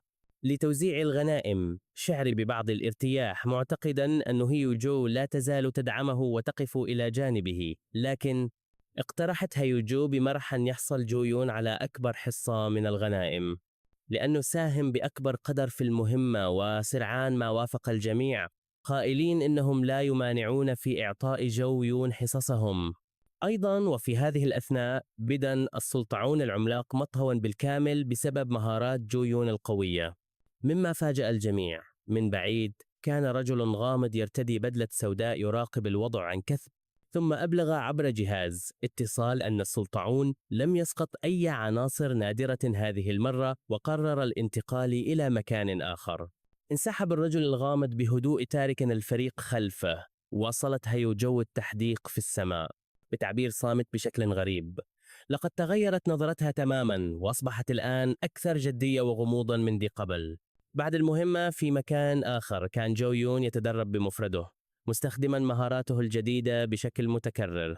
في النهاية أكمل جو يون مهمة يومية وحصل على مكافأة نقاط المهارة سبي وانهار على الأرض منهكا متسائلا كم من الوقت سيستغرق للوصول إلى المستوى الثالث، نظر إلى إحصائياته التي زادت بشكل كبير بفضل الجمع بين القوة المشعة ومقاومة التغيير. على الرغم من قوته المتزايدة أدرك أن سمته الحالية تسمح له فقط بنسخ مهارتين في اليوم، فأصيب بالإحباط وبدأ يصرخ متذمرا من صعوبة كسب نقاط المهارة SP.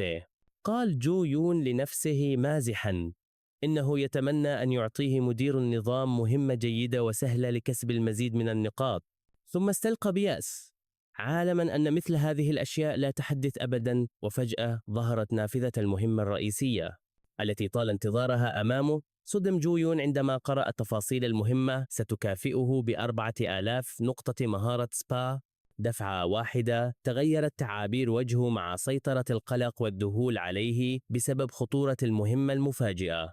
في المدينة لاحظ الناس أعمدة ضوء غريبة تظهر في السماء فوق المباني، وفي نفس الوقت ظهرت نافذة أمام جو يون تكشف عن ظهور ميدان خاص جديد اسمه قناة جزيرة السماء مصنف من الرتبة F. وذكرت النافذة أن هذا الميدان حصري للوحوش وأن الأرض نفسها تتغير بسرعة بسبب ظهور مثل هذه الميادين الخاصة. صدم الجميع عندما رأوا مخلوقات ضخمة غريبة تنزل من السماء، وبدأت نشرات الأخبار العاجلة في البث المباشر موضحة أعمدة الضوء فوق مدينة انتشون وغانغسو مرتبطة بميدان قناة جزيرة السماء. أعلنت المذيعة تعليق جميع الرحلات الجوية في المطارات القريبة بسبب الظاهرة الغريبة.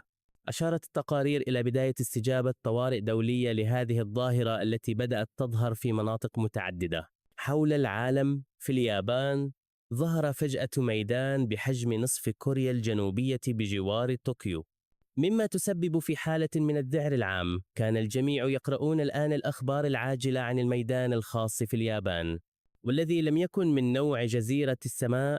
علق أحدهم عرضا قائلا إنهم على الأقل لا داعي للقلق بشأن ضوء الشمس الآن، لكن صديقه أجاب بأن هذه ليست المشكلة الحقيقية. وظهر مقطع فيديو يوضح أن الميدان الخاص في اليابان من الرتبة B ويحتوي على وحوش تصل إلى المستوى 70 تتقدم نحو طوكيو، مما صدم جو يون بشدة. تحدث الناس من حوله عن خطورة الميدان والمستويات العالية جدا للوحوش التي تقترب من الرتبة S، معبرين عن دهشتهم. أثناء سيره في الشارع لاحظ جو يون أعمدة الضوء الضخمة ترتفع فوق المدينة من بعيد. أكد مسؤول من اتحاد المستخدمين أن الحكومة تقدم دعما قويا حتى يتمكن الاتحاد من التعامل مع الميادين بسرعة. ذكر المسؤول أيضا أنهم سيقدمون خطة استراتيجية تتضمن مكافآت مالية لأي شخص يمكنه تطهير ميدان قناة جزيرة السماء. وقف جو يون أمام متجر للمستخدمين متذمرا من الوضع المعقد الذي يتكشف أمامه. لاحقا جلس في الداخل يتساءل عما إذا كانت هناك طريقة للحصول على نقاط المهارة سبا. مقدما استعرض سماته، وأكد أن دخله السلبي الحالي يمنحه 100 نقطة مهارة سبي يوميا. أكد أيضا أن لديه ميزات مثل الكفاءة التي تقلل من استهلاك المانا للمهارات المنسوخة والقدرة على نسخ مهارتين في اليوم. قرر جو يون أنه يجب عليه إكمال المهمة الرئيسية لكسب نقاط كافية لرفع مستوى سماته الفريدة. قاطعته موظفة المتجر بلطف، والتي أحضرت له الصندوق الذي طلبه مسبقا. صدم جو يون عندما علم أن العنصر الذي طلبه يكلف 70 مليون وون. فتح الصندوق كاشفا عن تفاصيل العناصر: خاتم وسواري يمنحان زيادة كبيرة في المانع والقوة. وأكدت الموظفة طلبه لكل العنصرين، وأومأ جو يون بالموافقة، وحسب بسرعة أن مجموعة الإكسسوارات هذه سترفع إحصائية المانا لديه إلى 1510. فكر جو يون أنه حتى لو كانت بعض إحصائياته الأخرى أقل قليلا، فإن التركيز على القوة السحرية هو خيار أكثر أمانا. فجأة بدأ يقلق بشأن تكلفة شراء مجموعة كاملة من الدروع. سألها عن السعر التقديري لدرع من الرتبة B أو C، فأجابت بابتسامة أنه سيكلف حوالي 400 مليون وون. بعد إعادة التفكير بسرعة، قرر جو يون عدم شراء الدرع واختار الاكتفاء بالإكسسوارات التي اختارها. شكرته الموظفة على شرائه بينما كان يفكر بتعب في السعر الضخم الذي ذكرته.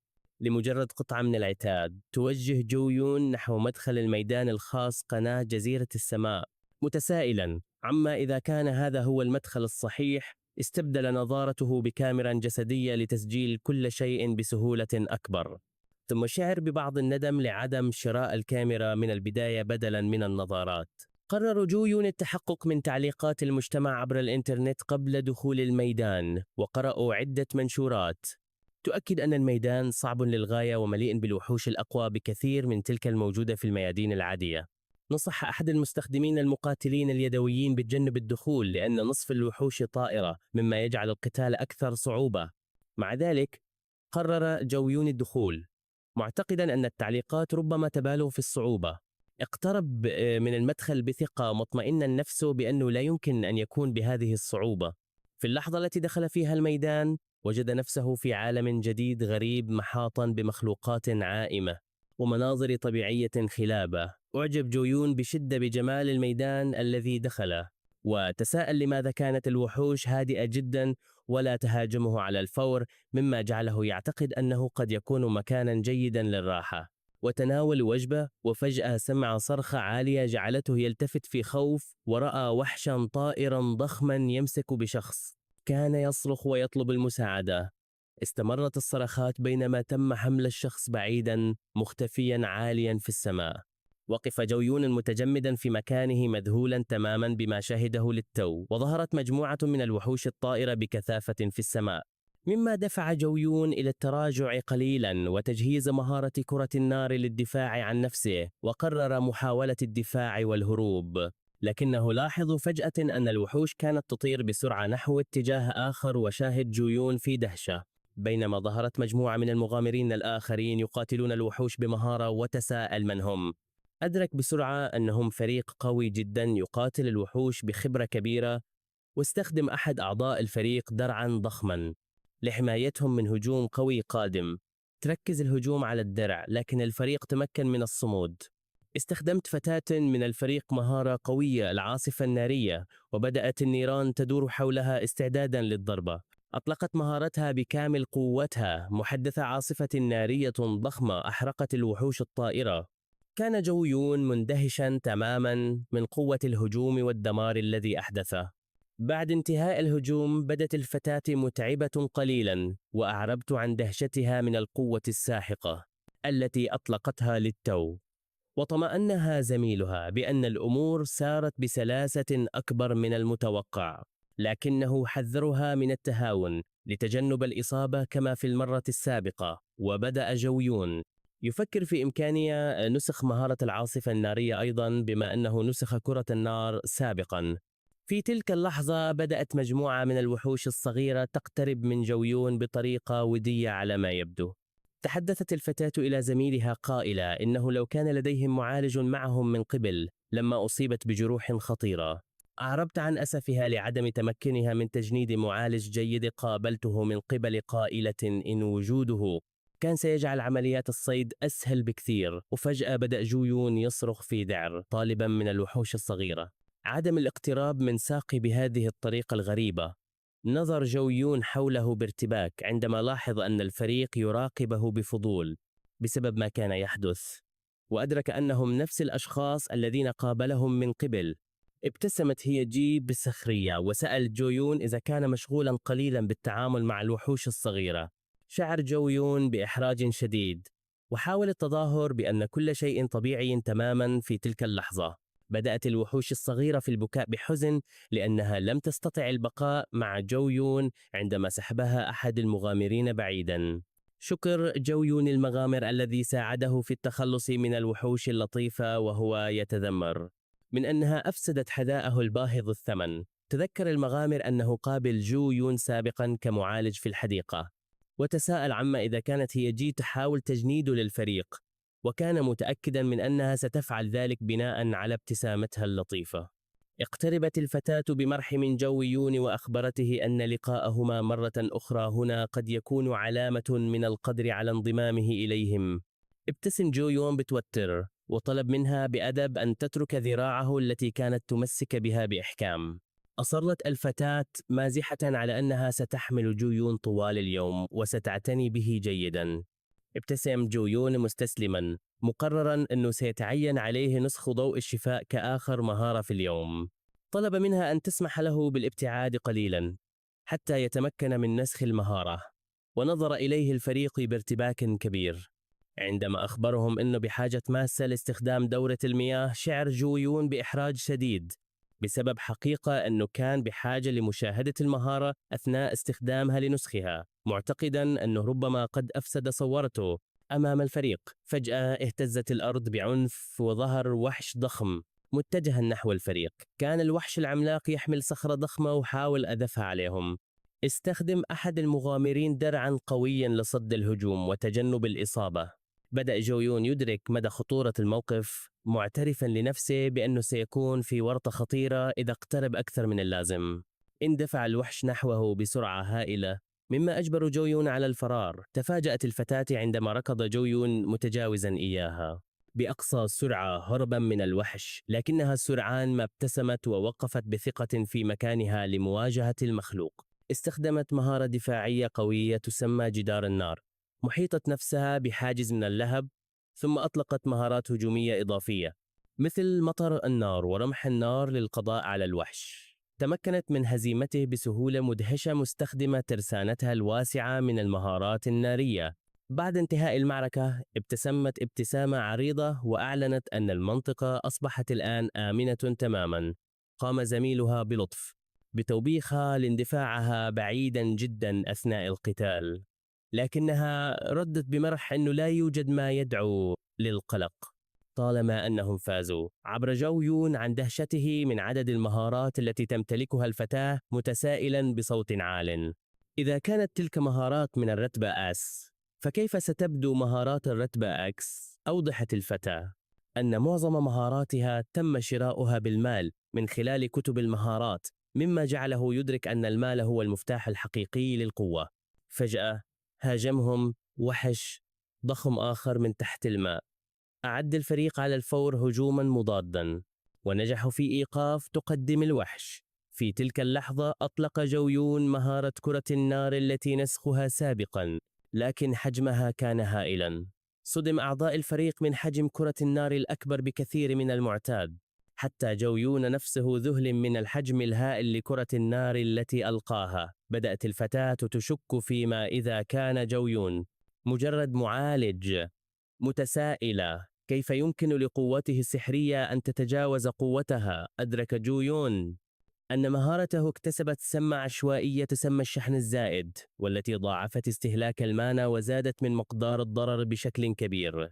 أوضح جويون بارتباك أنه من المهم للمعالجين أن يمتلكوا مهارات دفاعية أيضا ليصبحوا أقوى. سألته الفتاة بفضول عن مقدار المانا لديه، فأجاب بخجل أن لديه كمية لا بأس بها، 1408 نقطة. على الرغم من امتلاكه مخزونا كبيرا من المانا، قرر جويون أنه بحاجة إلى توخي الحذر، لأن الآخرين ما زالوا يعتبرونه مجرد معالج. وليس ساحرا حقيقيا. لاحظ أيضا نظرات قوية تلقى في اتجاههم، لذلك قرر أن يكون أكثر حذرا في كيفية استخدامه لمهاراته حول الآخرين. ظهرت وحوش صغيرة ضعيفة بدت خائفة جدا، كانت على وشك البكاء وهي محاطة بمغامرين مسلحين. بدأ المغامرون بمهاجمة هذه المخلوقات الضعيفة بفتور، وتذمر أحدهم متسائلا إلى متى سيتعين عليهم مواصلة هذه المهمة المملة. حذره رفيقه بأن يبقى متيقظا وينتبه لأي وحوش طائرة قد تظهر فجأة. رد المغامر الآخر بغضب أنه يراقب المكان، شاكيا من أن كبرياءه كمستخدم قد جرح بسبب اضطراره لقتال مثل هذه الوحوش الضعيفة. سخرت فتاة من زميلها في الفريق واقترحت بسخرية أن يذهب لقتال وحش كبير ويموت إذا كان مستاء إلى هذا الحد. فجأة ظهرت نافذة، تبلغ الجميع بأن عدد القتلى قد وصل إلى الحد الأدنى لظهور الزعيم سيد جزيرة السماء ظهر بعد ذلك في مشهد مهيب معلنا عن استيقاظه. لاحظ أحد المغامرين شيئا غريبا في السماء. بدأ الجميع ينظرون إلى الأعلى متسائلين عما يرونه، وسرعان ما اتضح الأمر أنه كان مخلوقا واحدا وليس مجموعة. أدركوا بذهول أنه يشبه الملاك. ظهر المخلوق الضخم المعروف باسم نصل السماوات، وهو وحش مرعب من الرتبة S بمهارات هجومية ودفاعية مدمرة. حدق جو يون بصدمة في المخلوق وقدراته المرعبة، مدركا بسرعة مدى خطورة الموقف. شن الوحش هجوما مدمرا واسع النطاق. هرع أحد المغامرين لرفع درعه لحماية الجميع، لكن هجوم الوحش كان أقوى بكثير. انهالت شفرات من الضوء من السماء في وابل هائل. بدأ المغامرون يصرخون من الألم بسبب الإصابات البالغة التي لحقت بأرجلهم وأجسادهم. سأل الفريق المغامر المصاب إذا كان بخير. بعد الهجوم الوحشي أكد بضعف أن إحصائياته انخفضت بشكل كبير بسبب الضربة. قرر جويون بسرعة استخدام ضوء الشفاء لمساعدته، ملاحظا أن تأثير الإضعاف للمهارة سيستمر لمدة 10 دقائق. في هذه الأثناء بدأ المخلوق الضخم هانول في التحضير لهجوم آخر باستخدام مهارته السيف السماوي. شعر جويون برعب شديد واقترح على الفريق بسرعة أن ينسحبوا في الوقت الحالي. مد يده إلى أعضاء الفريق وكرر اقتراحه بالفرار فورا. ظهرت نافذة مهمة جانبية جديدة تفيد بأنه يجب عليه هزيمة الوحش هانيل الذي غزا الأرض مع مكافأة قدرها 5000 نقطة. ومهارة الوحش. انتشرت الأخبار بسرعة عبر الإنترنت عن ظهور الوحش والعدد الكبير من الضحايا الذين تسبب فيهم. شارك المستخدمون العديد من التعليقات حول المخلوق المرعب والعدد الكبير من الإصابات وقصص الناجين من الهجوم. تم رفع فيديو للحادثة على منصة شهيرة، ثم ظهر هانيل مرة أخرى فوق المدينة، مما تسبب في حالة من الذعر بين الناس الذين بدأوا يشيرون إليه بخوف. تعرف عليه الناس على الفور وبدأوا يهتفون باسمه عندما رأوه في السماء. بدأ الوحش في التحضير لهجوم آخر مستهدفا المدينة هذه المرة.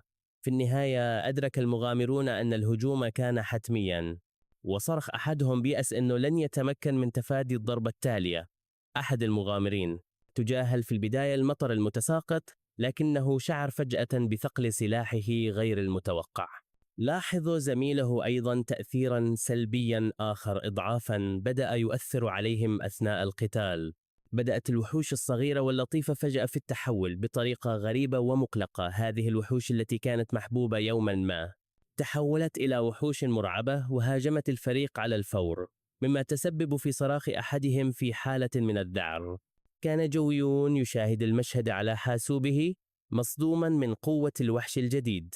أدرك أن وحش الزعيم هذا لديه القدرة على تقوية الوحوش الأصغر، وشعر بالارتياح لأنه قرر الفرار في ذلك اليوم. بدأ يفكر أنه لو كانت هذه مجرد لعبة لكان لديه حيوات متعددة، لكن في الواقع لديه حياة واحدة فقط، ويحتاج إلى تعزيز إحصائياته الجسدية ليبقى على قيد الحياة. فجأة رن هاتفه بصوت عال وأفزعه بشدة. كانت المتصلة هي الفتاة كيم هيجي، وتفاجأ جويون لأنه لم يتذكر أنه حفظ رقمها. سألت هيجي عما إذا كان قد عاد إلى جزيرة السماء منذ آخر مرة كان فيها هناك معا، فأجاب بالنفي. أوضحت هيجي أنها فكرت في العودة لكنها واجهت صعوبات لأنها لم تفهم بعد أنماط هجوم وحش الزعيم. وأخبرته أيضا أن وحوش من نوع كنيل قد بدأت بمغادرة الجزيرة وتتجه نحو سول تماما كما حدث في اليابان، وأن هذا سيكون هجوما واسع النطاق على المدينة. عرضت هيجي على جو يون مكانا في فريق كبير تم تشكيله خصيصا لمواجهة غزو كانيل، وتفاجأ جو يون بالعرض. بعد بضعة أيام وصل جو يون إلى حديقة سول الكبرى والتي تم تصنيفها كساحة من الرتبة دي. لاحظ عددا كبيرا من المغامرين ذوي المستويات العالية مجتمعين هناك، وكان الجميع يتساءل عن سبب وجود مثل هؤلاء الأشخاص الأقوياء في ساحة منخفضة الرتبة. أوضح أحدهم أن كل هؤلاء الناس قد اجتمعوا لعقد اجتماع تمهيدي لتنظيم فريق الهجوم ضد وحوش كانل. بدأ الحاضرون يتحدثون بإعجاب وحسد عن قوة الموجودين، وعلق أحدهم بأن القتال في هذه الساحة كان مجرد تدريب خفيف بالنسبة لهم. شعر جو يون بالتوتر والغربة بين هؤلاء المغامرين ذوي المستويات العالية. فجأة نادته هيجي من مسافة ولوحت بمرح، مما جعله يشعر ببعض الارتياح. شعر جو يون بالسعادة لرؤية شخص يعرف هناك ولوح لها بحماس. أخبر هيجي أنه كان متوترا لأنه كان من الرتبة F فقط، ولم يفهم كيف تم قبوله في تجمع يتطلب عادة الرتبة B على الأقل. طمأنته هيجي بابتسامة مرحة قائلة إنهم كانوا في حاجة ماسة إلى شخص يمكنه إزالة التأثيرات السلبية لإضعافات، لذلك سمحوا له بالدخول دون أي شروط. بدأ أحد المغامرين يسأل عن سبب تأخر قائد فريق الغارة في الوصول. في تلك اللحظة ظهر قائد الفريق مرتديا درعا قويا لافتا انتباه الجميع. ابتسمت هيجي بحماس وأخبرت جو يون إن القائد قد وصل أخيرا. كان القائد يعرف باسم لي هي سونغ، محارب قوي للغاية من الرتبة S وقائد الغارة من نقابة داميانا، أقوى نقابة في كوريا. أعلن القائد بحزم أنه قبل شرح استراتيجية قتال وحوش كانال سيقوم أولا بتقييم قدرات كل عضو في الفريق. رفع سلاحه الضخم وأعلن بصوت جهوري أنهم سيبدأون بإحماء بسيط لاختبار مهارات الجميع. ابتسمت هيجي بثقة وهي تستعد للاختبار، قائلة لجو يون إنها تخطط للانتقام هذه المرة. ذهل جو يون من كيفية اتباع الجميع للأوامر الصارمة دون احتجاج، مفكرا في نفسه كم كانت المعاملة قاسية، ومع ذلك لم يجرؤ أحد على التشكيك فيها. وقف جو يون مندهشا وهو ينظر إلى قائد الفريق داخليا، معبرا عن إعجابه العميق بحضوره المهيب. تقدمت وحوش ضخمة مرعبة ذات مظاهر مروعة نحو الفريق. هاجم قائد الفريق هذه الوحوش بقوة كبيرة مستخدما سلاحه العملاق بمهارة فائقة. شاهد جو يون بإعجاب شديد، شاعرا بأن استخدام السيف يبدو رائعا بشكل لا يصدق، لكنه سرعان ما تراجع عن هذه الفكرة، مدركا أن استخدام السيف بإحصائياته الحالية سيكون انتحارا محضا. أعاد جو يون التفكير وقرر أن التمسك بمسار السحر هو الخيار الأفضل في الوقت الحالي، خاصة أنه بالكاد ينجو بفضل خاتم العناصر الذي يمتلكه.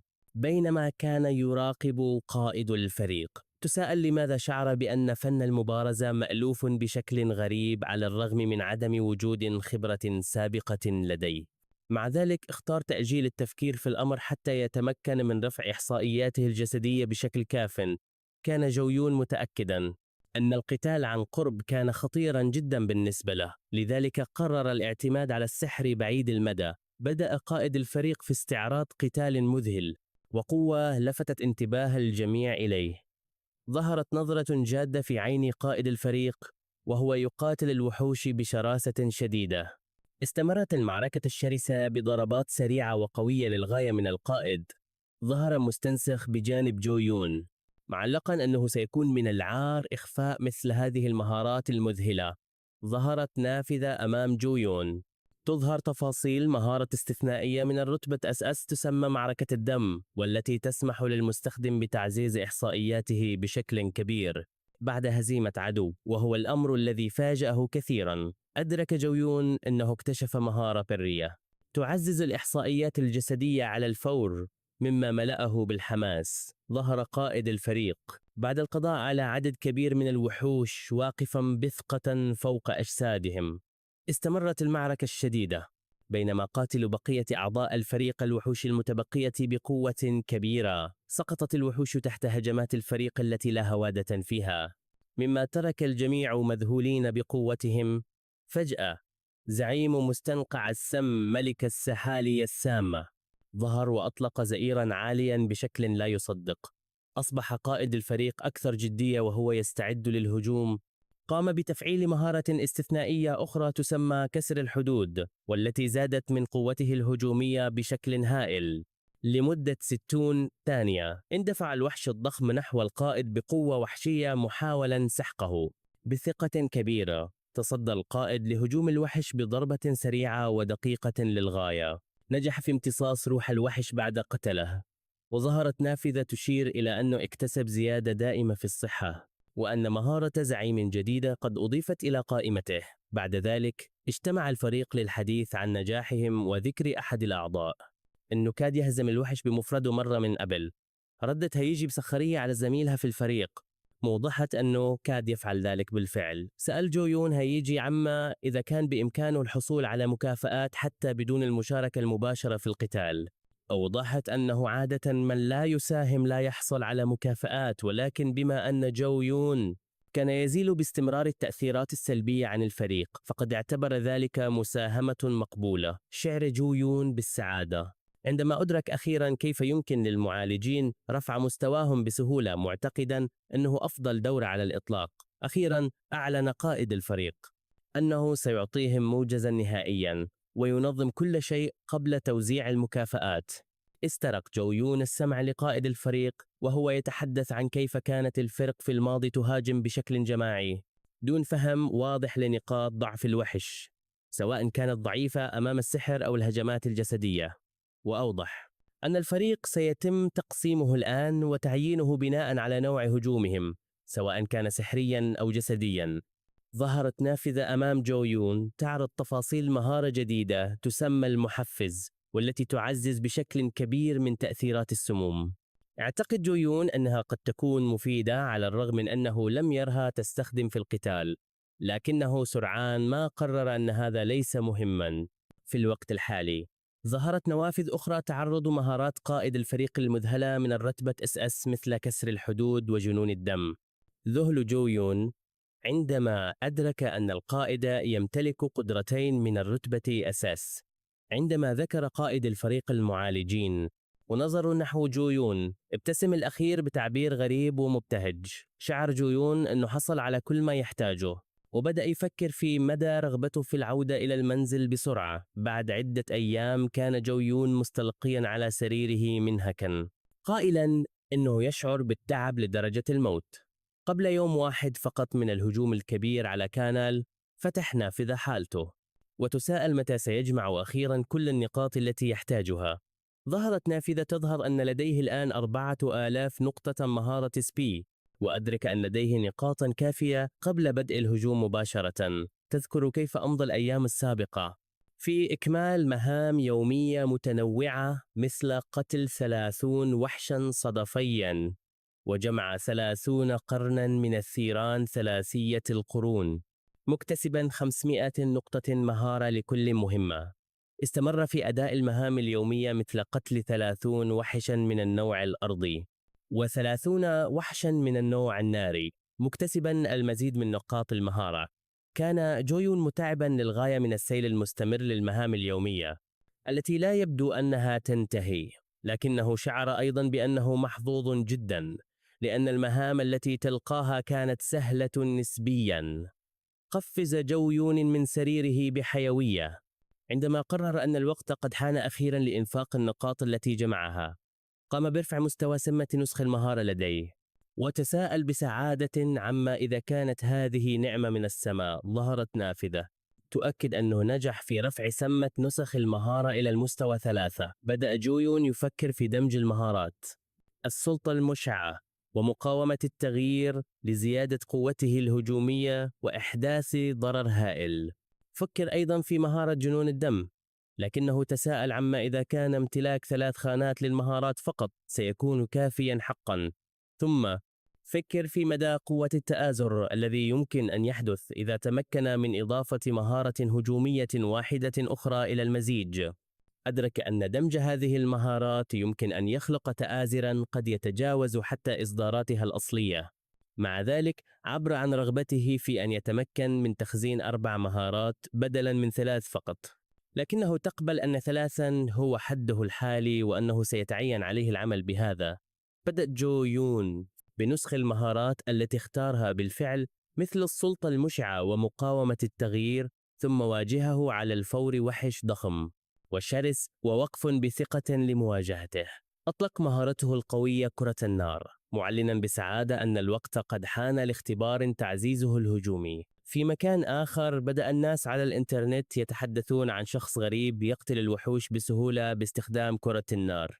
في ساحة من الرتبة ظهر مقطع فيديو يظهر جو يون وهو يهزم وحشا قويا دون عناء، مما صدم الجميع وحصد ملايين المشاهدات. في هذه الأثناء واجه جو يون زعيم ساحة آخر وقال إنه لم يكن مستعدا تماما لمواجهته بعد، ملاحظا أن الوحش كان يطارد شخصا آخر. بدأ الوحش في ملاحقة الشخص الآخر بسرعة لا تصدق عبر الغابة.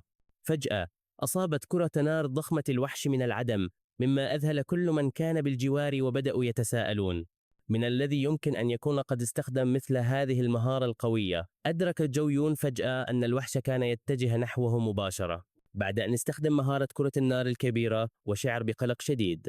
لاحظ المغامرون من حوله سرعته العالية بشكل لا يصدق، مما دفعهم إلى التساؤل بدهشة كيف يمكن لساحر أن يتحرك بهذه السرعة. هاجم الوحش بسرعة وقوة هائلتين، مما دفع المغامرين إلى الصراخ محذرين جو يون من الخطر. لكن انفجارا ضخما وقع فجأة، ووقف جو يون بثقة في مكانه وسط الدخان واللهب. حاول جو يون التراجع بسرعة عندما رأى الوحش يقترب منه مرة أخرى، وكان الخوف مرسوما بوضوح على وجهه.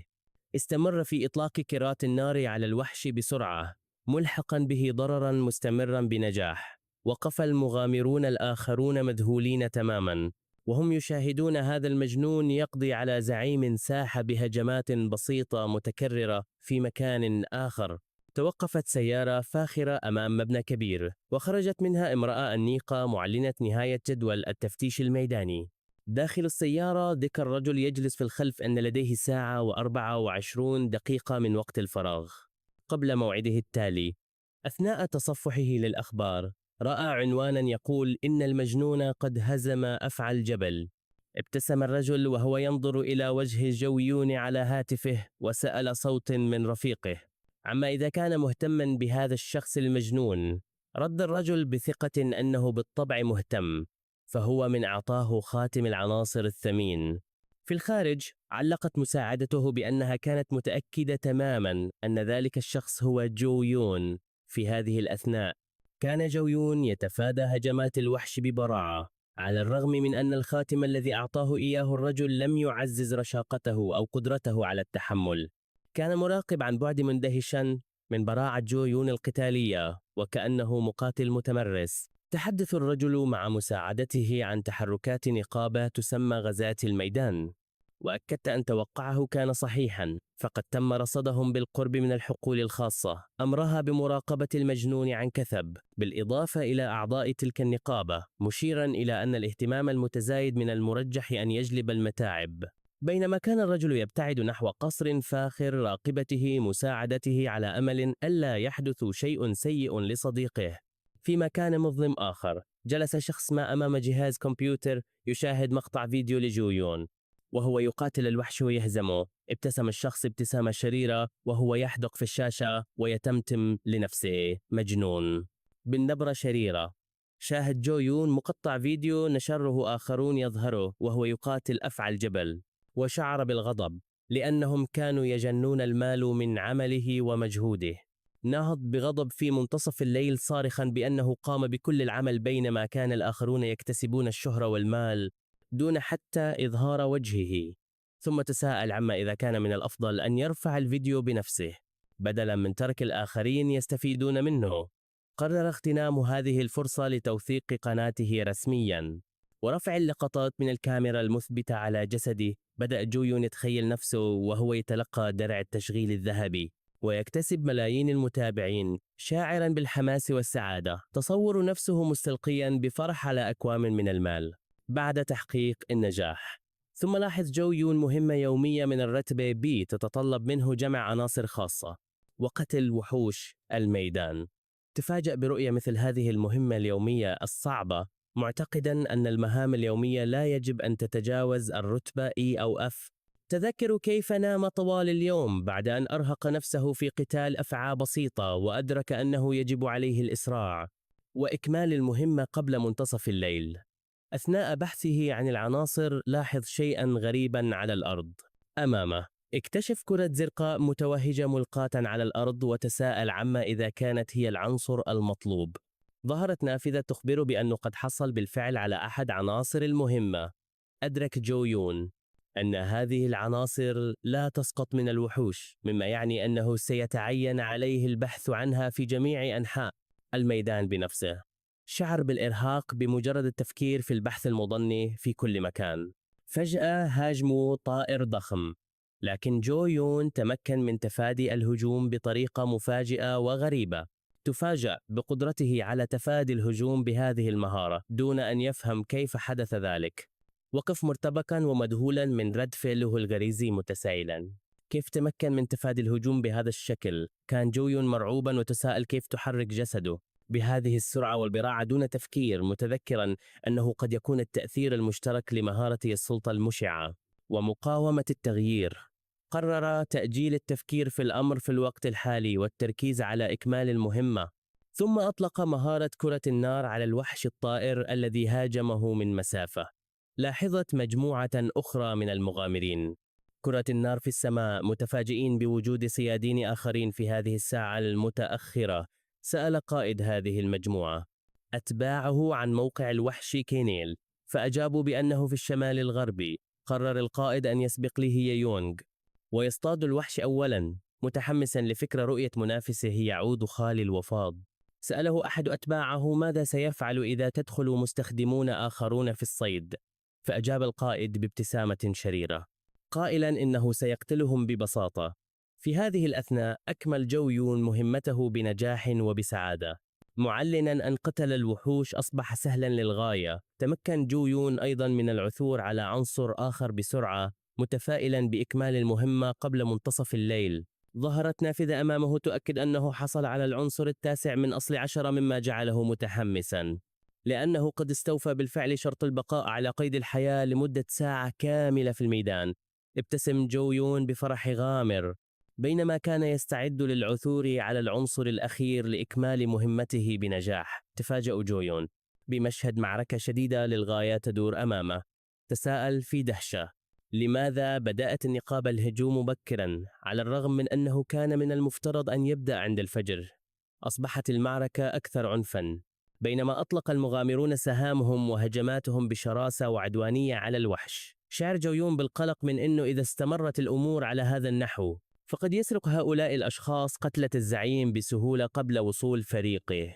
في تلك اللحظة ظهرت نافذة أمام جويون تظهر تفاصيل مهمتين لديه، واحدة رئيسية والأخرى جانبية، وكلتاهما تتطلب منه هزيمة زعيم الميدان كانيل. أدرك جويون أن المهام لم تحدد من يجب أن يوجه الضربة الأخيرة للوحش، ولم تتطلب مستوى معين من المساهمة، مما جعله يفكر في إمكانية إكمال المهمة دون قتال بنفسه. قرر جويون بارتياح أنه سيشاهد فقط ويدع الآخرين يقومون بالقتال نيابة عنه. استمرت المعركة مع الوحش الضخم الذي يحلق في السماء بسرعة وقوة كبيرتين. فجأة تمكن المغامرون من إسقاط كانيل على الأرض وهرع الجميع لاغتنام هذه الفرصة الذهبية للهجوم. بينما كان جويون يشاهد المعركة باسترخاء، لاحظ أن الوحش بدأ في استخدام هجمات خاصة قوية للغاية تنهد بهدوء وهو يراقب القتال من بعيد وكأنه يشاهد عرضا مسليا. ظهرت نافذة تظهر أن الوحش قد دخل المرحلة الثالثة عندما انخفضت صحته إلى ما دون 50% وتحولت أجنحته إلى اللون الأسود مما زاد من قوة هجماته بشكل كبير. بدأ الوحش في الدوران والهجوم بقوة هائلة مما أدى إلى إصابة العديد من المغامرين. واصل هجومه المرعب دون توقف مما تسبب في سقوط وإصابة المزيد من المشاركين. بينما كان جو-يون يشاهد كل هذا، فكر بسخرية أن هذه المهمة كانت سهلة للغاية بالنسبة له. فجأة لاحظ جو-يون عنصر مهمة خاص أمامه مما أسعده لمدى سهولة العثور على العناصر المطلوبة. في هذه الأثناء استمر الوحش في القتال بشراسة وبدأت عيناه تتوهجان بطريقة مخيفة للغاية. شن هجمات أكثر عنفا وقوة مما ألقى بالمغامرين في حالة من الفوضى. لاحظ جو-يون فجأة بعض المغامرين يقذفون في اتجاهه بسبب ضربات الوحش القوية.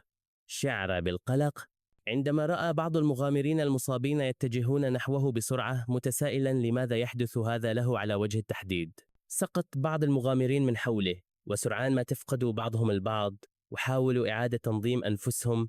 فجأة اقترب أحد المغامرين المصابين من جو-يون وسأله بحدة من هو. افترض المغامرون الآخرون أن جو-يون في حال صدمة وطلبوا منه أن يفيق بسرعة. قال أحدهم بغضب لجو-يون إن السحرة لا يجب أن يتراجعوا أبدا مما تركه في حيرة تامة. شعر جو-يون بالارتباك الشديد وهو يمسك بالقناع الذي سلمه له أحد المغامرين الآخرين متسائلا عما يحدث حوله. أمره المغامرون بسرعة بالإسراع والانضمام إلى الهجوم فوافق في حيرة دون تفكير. قرر جو-يون بسرعة ارتداء القناع ومحاولة الاندماج مع الفريق في الوقت الحالي. تبعهم راكضا خلفهم وهو يحاول ألا يلفت الانتباه إلى نفسه. ظهرت نافذة أمامه تظهر أنه أكمل المهمة اليومية وأن تأثير المهمة قد تم تطبيقه بنجاح. اقتحم جو-يون المعركة مرة أخرى مع الفريق واستؤنفت المواجهة مع الوحش بقوة وعنف أكبر من ذي قبل. أطلق الوحش كاينو هجوما قويا للغاية واندلعت انفجارات ضخمة ومدمرة في كل مكان. استمرت الانفجارات بقوة في جميع الاتجاهات مما تسبب في فوضى بين المقاتلين. كان أعضاء الفريق في حيرة وتساءلوا من أين تأتي كرات النار الضخمة هذه. شعر جو-يون بالقلق عندما سمع تعليقا ساخرا من أحد المقاتلين يقول إنه مجرد ساحر يقف في الخلف ويجني المكافآت دون مجهود. أدرك جو-يون أن قوة مهارته قد زادت بشكل كبير بسبب التأثير الإيجابي للمهمة التي أكملها والتي عززت قوته وإحصائياته بشكل كبير. شعر بالصراع، فإذا توقف عن استخدام مهاراته سيبدو مريبا، ولكن إذا استمر في استخدامها فسوف يجذب الكثير من الانتباه. في هذه الأثناء كانت المعركة الشرسة مستعرة من حوله وأدرك أنه إذا توقف القتال فسيتم كشف هويته بسهولة. ومع ذلك استمتع جو-يون بالمعركة شاعرا وكأنه يضرب كيس ملاكمة قويا بشكل لا يصدق بسبب إحصائياته المرتفعة. فجأة شعر جو-يون بمتعة كبيرة أثناء القتال مبتسما لنفسه ومفكرا كم هو ممتع هذا. ثم قرر أنه سيحاول جمع كل المكافآت الممكنة من هذه المعركة. في تلك اللحظة استخدم الوحش كانيل مهارة خاصة تسمى استدعاء الوحوش، وبدأت العديد من الوحوش الأخرى في الظهور لمساعدته. وحوش ضخمة وقوية مثل النسور والمخلوقات المرعبة الأخرى ظهرت مما تسبب في مزيد من الفوضى بين المشاركين في الغارة من مسافة. شاهد 3 أفراد ما كان يحدث وتساءلوا في دهشة عما إذا كانت هذه غارة منظمة حقا. لاحظوا أن الوقت لا يتطابق مع الهجوم المجدول مما أثار شكوكهم. أدرك أحد المقاتلين المقنعين أن الآخرين بدأوا يلاحظون أن هناك خطأ ما. فجأة قتل ذلك المقاتل المقنع نفسه شخصا آخر ببرود، معلقا أنه إذا اكتشف لي هي سونغ الأمر فسيكون مزعجا، ثم أمر بقية رجاله بقتل الجميع بما في ذلك المتفرجين. شعر جو-يون بالرعب من المشهد الدموي الذي يتكشف من حوله وأدرك أنهم لا يسرقون الوحوش فحسب، بل كانوا يرتكبون جرائم قتل بين اللاعبين. تصاعد القتال الدموي والمكثف وأصيب العديد من اللاعبين الآخرين بجروح خطيرة. في تلك اللحظة ظهر قائد الفريق لي هي سونغ ببطولة مع زملائه في الفريق متدخلا لإنقاذ الموقف. شعر جو يون بالرعب عندما نظر قائد الفريق إليه مباشرة معتقدا أنه في ورطة خطيرة. صرح قائد الفريق بثقة أن هؤلاء الأفراد المقنعين ليسوا بالتأكيد جزءا من فريق الغارة الأصلي. تساءل بغضب من هم هؤلاء الأشخاص الذين تجرؤوا على التسلل إلى الغارة وتسببوا في هذه الفوضى. أعلن بحزم أن السرقة لم تكن كافية بالنسبة لهم. لقد قتلوا أيضا لاعبين أبرياء. ابتسم القائد بسخرية شرسة وأعلن أن هؤلاء الناس يستحقون الموت بلا رحمة. اندفع الرجال المقنعون نحوه وهم يصرخون في غضب، وبدأت معركة شرسة أخرى. صرخ أحد الرجال المقنعين في وجه جو يون ليخرج من طريقه، مما زاد من حيرته شعر جو يون بالضياع التام، متسائلا بخوف في أي جانب يجب أن يقاتل في هذه الفوضى. في تلك اللحظة شن الوحش كينو هجوما شريرا آخر، مما أثار المزيد من الذعر بين المقاتلين. صرخ المقاتلون في خوف محذرين من أن الوحش يهاجم مرة أخرى، بينما صرخ أحدهم بأن من يقتل الوحش أولا سيحصل على كل المكافآت. انتشرت حالة من الفوضى الشديدة في المنطقة، وصرخ أحد المغامرين في رعب بأنه ليس جزءا من الغارة، لكن الوحوش هاجمته بلا رحمة على أي حال. من مسافة راقب جو يون الموقف شاعرا بأن كانال يجب القضاء عليه بسرعة، خاصة وأن الفريق لم يعد قادرا على التعامل مع الوحوش الصغيرة العديدة المنتشرة في كل مكان. كان يعتقد أن هناك طريقة أفضل للتعامل مع هذا الموقف الخطير. اندفع القائد إلى الأمام بسرعة لا تصدق، متجها مباشرة نحو الوحش.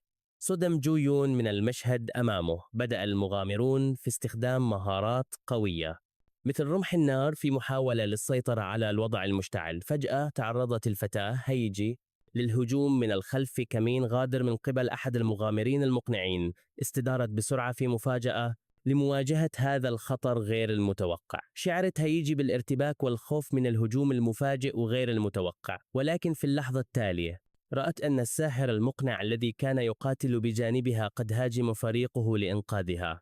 شرحت بسرعة لأحد زملائها في الفريق أن الساحر المقنع انقلب على جانبه لإنقاذ حياتها. نظر زميلها إلى الساحر المقنع في ذهول مدركا شيئا خطيرا. في تلك اللحظة كان جو يون يقاتل بشراسة، محدثا نفسه بأنه يحتاج فقط إلى الصمود لفترة أطول قليلا، وهو يعد الدقائق المتبقية حتى انتهاء المهمة. واصل الصمود محاولا البقاء على قيد الحياة حتى انتهاء المهلة الزمنية، على الرغم من الهجمات الشديدة التي تأتيه من جميع الاتجاهات. وعندما وصل المؤقت أخيرا إلى الصفر، تلقى جو يون إشعارا على هاتفه وابتسم بارتياح بعد أن نجح في الصمود. نسخ جو يون بسرعة مهارة جديدة وحصل على مهارة معركة الدم من فئة سل، والتي زادت من إحصائياته بنسبة 20%. على الفور بدأ جو يون في استخدام مهاراته بقوة هائلة ضد الوحوش. مطلقا العنان لمهارة الكرة النارية بقوة استثنائية حقق نجاحا ساحقا وظهر إشعار يؤكد أنه هزم 20 وحشا دفعة واحدة مع مكافأة تأثير إضافية بنسبة 2%. شعر قائد الفريق الآخر بالغضب والإحباط من الفوضى التي تتكشف من حوله. أدرك كل من جو يون والقائد أن الوحوش استمرت في الظهور بأعداد كبيرة، مما جعل القتال يزداد صعوبة. لكن جو يون استمر في استخدام مهاراته بشكل متكرر وفعال، واضعا القائد تحت ضغط هائل من هذه القوة الساحقة. أدرك جو يون أن مهارة معركة الدم التي زادت إحصائياته بنسبة 20% كانت أفضل بكثير من مهارة مقاومة التغيير التي زادتها بقيمة ثابتة. ثم شن جو يون هجوما مدمرا وهو يودع الوحش كانيل. تسبب الهجوم في انفجار قوي للغاية أحدث دمارا هائلا. سأل أحد المغامرين في عدم تصديق مذهول ما إذا كانوا قد تمكنوا بالفعل من هزيمة الوحش، لكن جو يون شعر بخيبة الأمل والقلق وهو يعلم أن الوضع لم ينتهي بعد. الوحش كانيل فتح عينيه مرة أخرى بقوة وعزيمة، معلنا بدء المرحلة النهائية من المعركة. بدأ الوحش في استخدام هجوم خطير للغاية، هجوم خاص أرعب الجميع الذين شعروا الآن بتهديد حقيقي. تسبب هذا الهجوم المدمر في انفجار هائل أدى إلى تشتيت المقاتلين وألقى بساحة المعركة في فوضى عارمة. تلقى جو يون ضربة قوية بشكل لا يصدق، مما جعله يصرخ من الألم. أدرك أنه إذا لم يستطع الصمود لفترة أطول فسوف يموت بالفعل، مما زاد من توتره وخوفه. في تلك اللحظة الحرجة ظهر قائد الفريق فجأة لحمايته، مستخدما درعه لصد الهجوم القاتل. نظر القائد إلى جو يون وأخبره أنه مدين له الآن. واصل الوحش هجومه العنيف، مسببا دمارا هائلا في المنطقة. أصبح الوحش مرئيا بوضوح، بدا مرعبا بحجمه الهائل وحضوره القوي. ذهل قائد الفريق بشدة عندما رأى الوحش يقترب منه بهالة طاغية. بسرعة البرق تحرك جو يون لإنقاذ قائد الفريق، محاولا سحبه من مسار هجوم الوحش الخطير. بدأ جو يون في الاستعداد لإطلاق مهارة هجومية قوية جدا. أطلق مهارته النارية الضخمة التي بدت قوية بشكل استثنائي. صرخ جو يون وهو يطلق الكرة النارية بكل ما لديه من قوة. اخترق الهجوم الناري دفاعات الوحش وأصابه مباشرة. بدأ المغامرون يتساءلون بقلق وارتباكا عن موقع الوحش كانيل. ظهر الوحش منهارا على الأرض بعد تلقيه الضربة المدمرة. لقد سقط، وامتلأت المنطقة المحيطة به بعناصر الغنائم التي سقطت منه. تفاجؤ الجميع عندما رأوا الوحش ملقى أمامهم، وتأكدوا من أنه قد هزم حقا. تقدم مغامر مقنع إلى الأمام، وهدد مغامرا آخر بسيفه، قائلا له أن يغادر الآن إذا كان لا يريد أن يموت. رد المغامر الآخر بغضب، قائلا إن الجميع يعلم أن الساحر هو من ساهم أكثر في القتال، وبالتالي يستحق المكافآت. امتلأ القائد بغضب شديد وأراد هزيمة هذا الشخص بسرعة لاستعادة غنائم الوحش. في تلك اللحظة ظهرت نافذة أمام جو يون تخبره بأنه أكمل المهمة الرئيسية وسيتم نقله إلى خريطة التدريب في غضون 10 ثوان لاختيار مكافأته. وقف المغامر المقنع في صدمة، يتساءل من هو هذا الساحر الغامض الذي يمتلك هذه القوة الهائلة. زادت شكوكه قائلا إن الساحر يبدو مألوفا بشكل غريب بطريقة مقلقة. تفاجأ المغامرون الآخرون عندما رأوا جو يون يقترب من الغنائم القيمة التي سقطت من الوحش. صرخ القائد بغضب شديد مناديا جو يون بالنذل.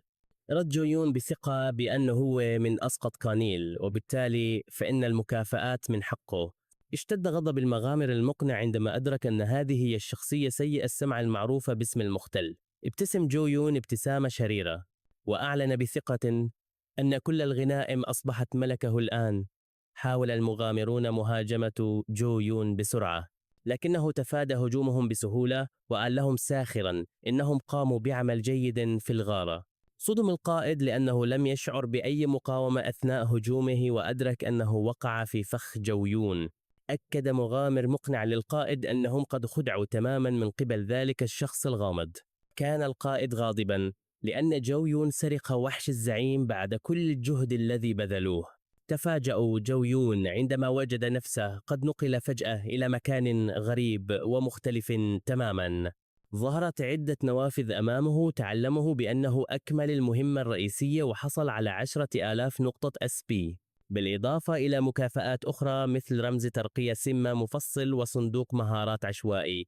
كان جو يون مذهولا تماما وهو ينظر إلى كل إشعارات المكافآت التي تظهر. فجأة ظهرت فتاة غريبة أمامه، وحية بابتسامة. تفاجأ جو يون كثيرا بظهورها. قدمت نفسها على أنها إيجو، وقالت إنها ستكون مساعدته التعليمية. لم يفهم جو يون وسأل في حيرة ماذا يعني مساعدة تعليمية.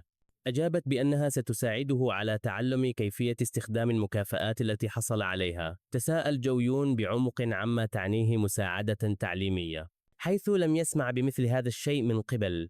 افترضوا أنها قد تكون ميزة خاصة حصرية للمستخدمين من فئة إكس ذوي السمات الفريدة. اقترحت إيجو أن يبدأ بالحصول على المكافآت التي حصل عليها، ووافق جو يون على الفور. شرحت إن رمز ترقية السمة المفصل يعمل كترقية خاصة لقدراته. في البداية لم يفهم جو يون ماذا يعني ذلك، لذا أوضحت إيجو أنه يمكنه اختيار إحدى قدراته الحالية وترقيتها إلى مستوى أعلى. ظهرت نوافذ أمام جو يون تعرض قدراته الحالية، وطلبت منه إيجو أن يختار واحدة لترقيتها. فكر جو يون لبعض الوقت في ترقية قدرة الدخل السلبي لديه لأنها ستفيد على المدى الطويل، لكنه تردد بسبب ضعفه الحالي، وأدرك أنه بدون إعادة تعيين المهارة لكان من المستحيل عليه هزيمة كانيل. في النهاية اختار ترقية قدرة نسخ المهارات لزيادة عدد النسخ المتاحة. استخدم جو يون رمز الترقية لرفع مهارة النسخ إلى المستوى الثالث. تفاجؤ عندما وجد أن القدرة المطورة تسمح له الآن بإعادة شحن المهارات المنسوخة مرتين في اليوم مع فرصة لاستعادة نسخ إضافية، مما يعني أنه يمكنه النسخ حتى 8 مرات في اليوم إذا كان محظوظاً.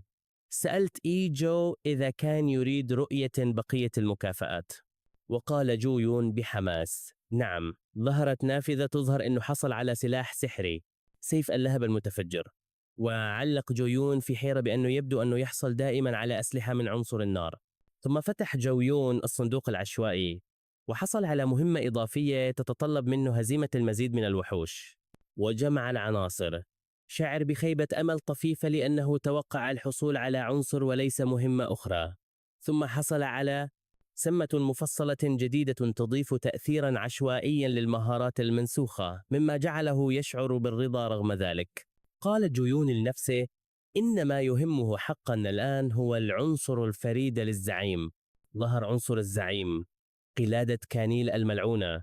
كانت لها سمات مذهلة مثل زيادة هائلة في القوة السحرية والمانا وإحصائيات قوية أخرى، مما ترك جو يون مذهولا تماما. تساءل بحماس إذا كان العنصر بهذه القوة فكيف ستكون مهارة الزعيم؟ أخيرا ظهرت مهارة الزعيم، النزول، التي زادت جميع الإحصائيات بشكل كبير وعززت المقاومة وقللت الضرر على الرغم من أن فترة التبريد كانت طويلة للغاية. تذكر جو يون عندما استخدم الوحش تلك المهارة خلال المرحلة الأخيرة من المعركة، وأدرك أنها كانت قدرة قوية حقا للمرحلة النهائية. شعر جو يون بالتوتر وهو يحدق في الشاشة أمامه قائلا إنه من الجيد إنه هزم الوحش كانيل قبل أن يتمكن من إكمال تحوله النهائي، وإلا لما كان قادرا على الفوز. أدرك جو يون أن لديه الآن مهارة حياة إضافية ستستمر لمدة 30 يوما، لذا كان عليه استخدامها بحذر شديد. لاحظ أن لديه الآن أكثر من 20,000 نقطة SP، مما جعله يشعر بالحماس. قرر أولا إنفاق 15,000 نقطة لرفع سمة نسخ المهارات إلى المستوى 4، والآن يمكنه إعادة شحن 3 نسخ عند منتصف الليل ومنتصف النهار، مع فرصة لاستعادة نسخة إضافية وزيادة رتبة المهارات المنسوخة بدرجة واحدة. بعد ذلك قام جو يون بترقية سمة الكفاءة، والتي أصبحت الآن تقلل من استهلاك المانا بنسبة 20% عند استخدام المهارات المنسوخة. شعر بالرضا والسعادة وهو يعلم أنه استثمر نقاطه بكفاءة عالية. قام أيضا بترقية سمة منح الخصائص بحيث تتلقى المهارات المنسوخة الآن سمة عشوائية على الأقل من الرتبة. أخيرا عزز سمة المهمة اليومية بحيث يتلقى مهمة يومية من الرتبة أو أعلى كل يوم عند منتصف الليل. شعر جو يون بالتعب الشديد بعد ترقية كل هذه السمات، واعتقد أنه انتهى أخيرا من كل شيء. لكن إيجو أخبرته بابتسامة غريبة أن ما فعلوا حتى الآن كان مجرد جمع المكافآت وأن الأمور لم تنتهي بعد. تفاجأ جو يون وسأل في حيرة ماذا تقصد، وأخبرته أن الدرس التعليمي الحقيقي على وشك أن يبدأ. سألت إيجو إذا كان يتذكر الجملة الأخيرة من المهمة الرئيسية التي أكملها. تذكر جو يون نص المهمة: لضمان بقاء الأرض والبشرية يجب عليك السيطرة على المجال الخاص. وبدأ يشعر بالقلق. أكدت له إيجو بحزم أن عالمه كوكب الأرض سيواجه الدمار قريبا. شرحت أن غزاة من بعد آخر يخططون لغزو الأرض والسيطرة عليها،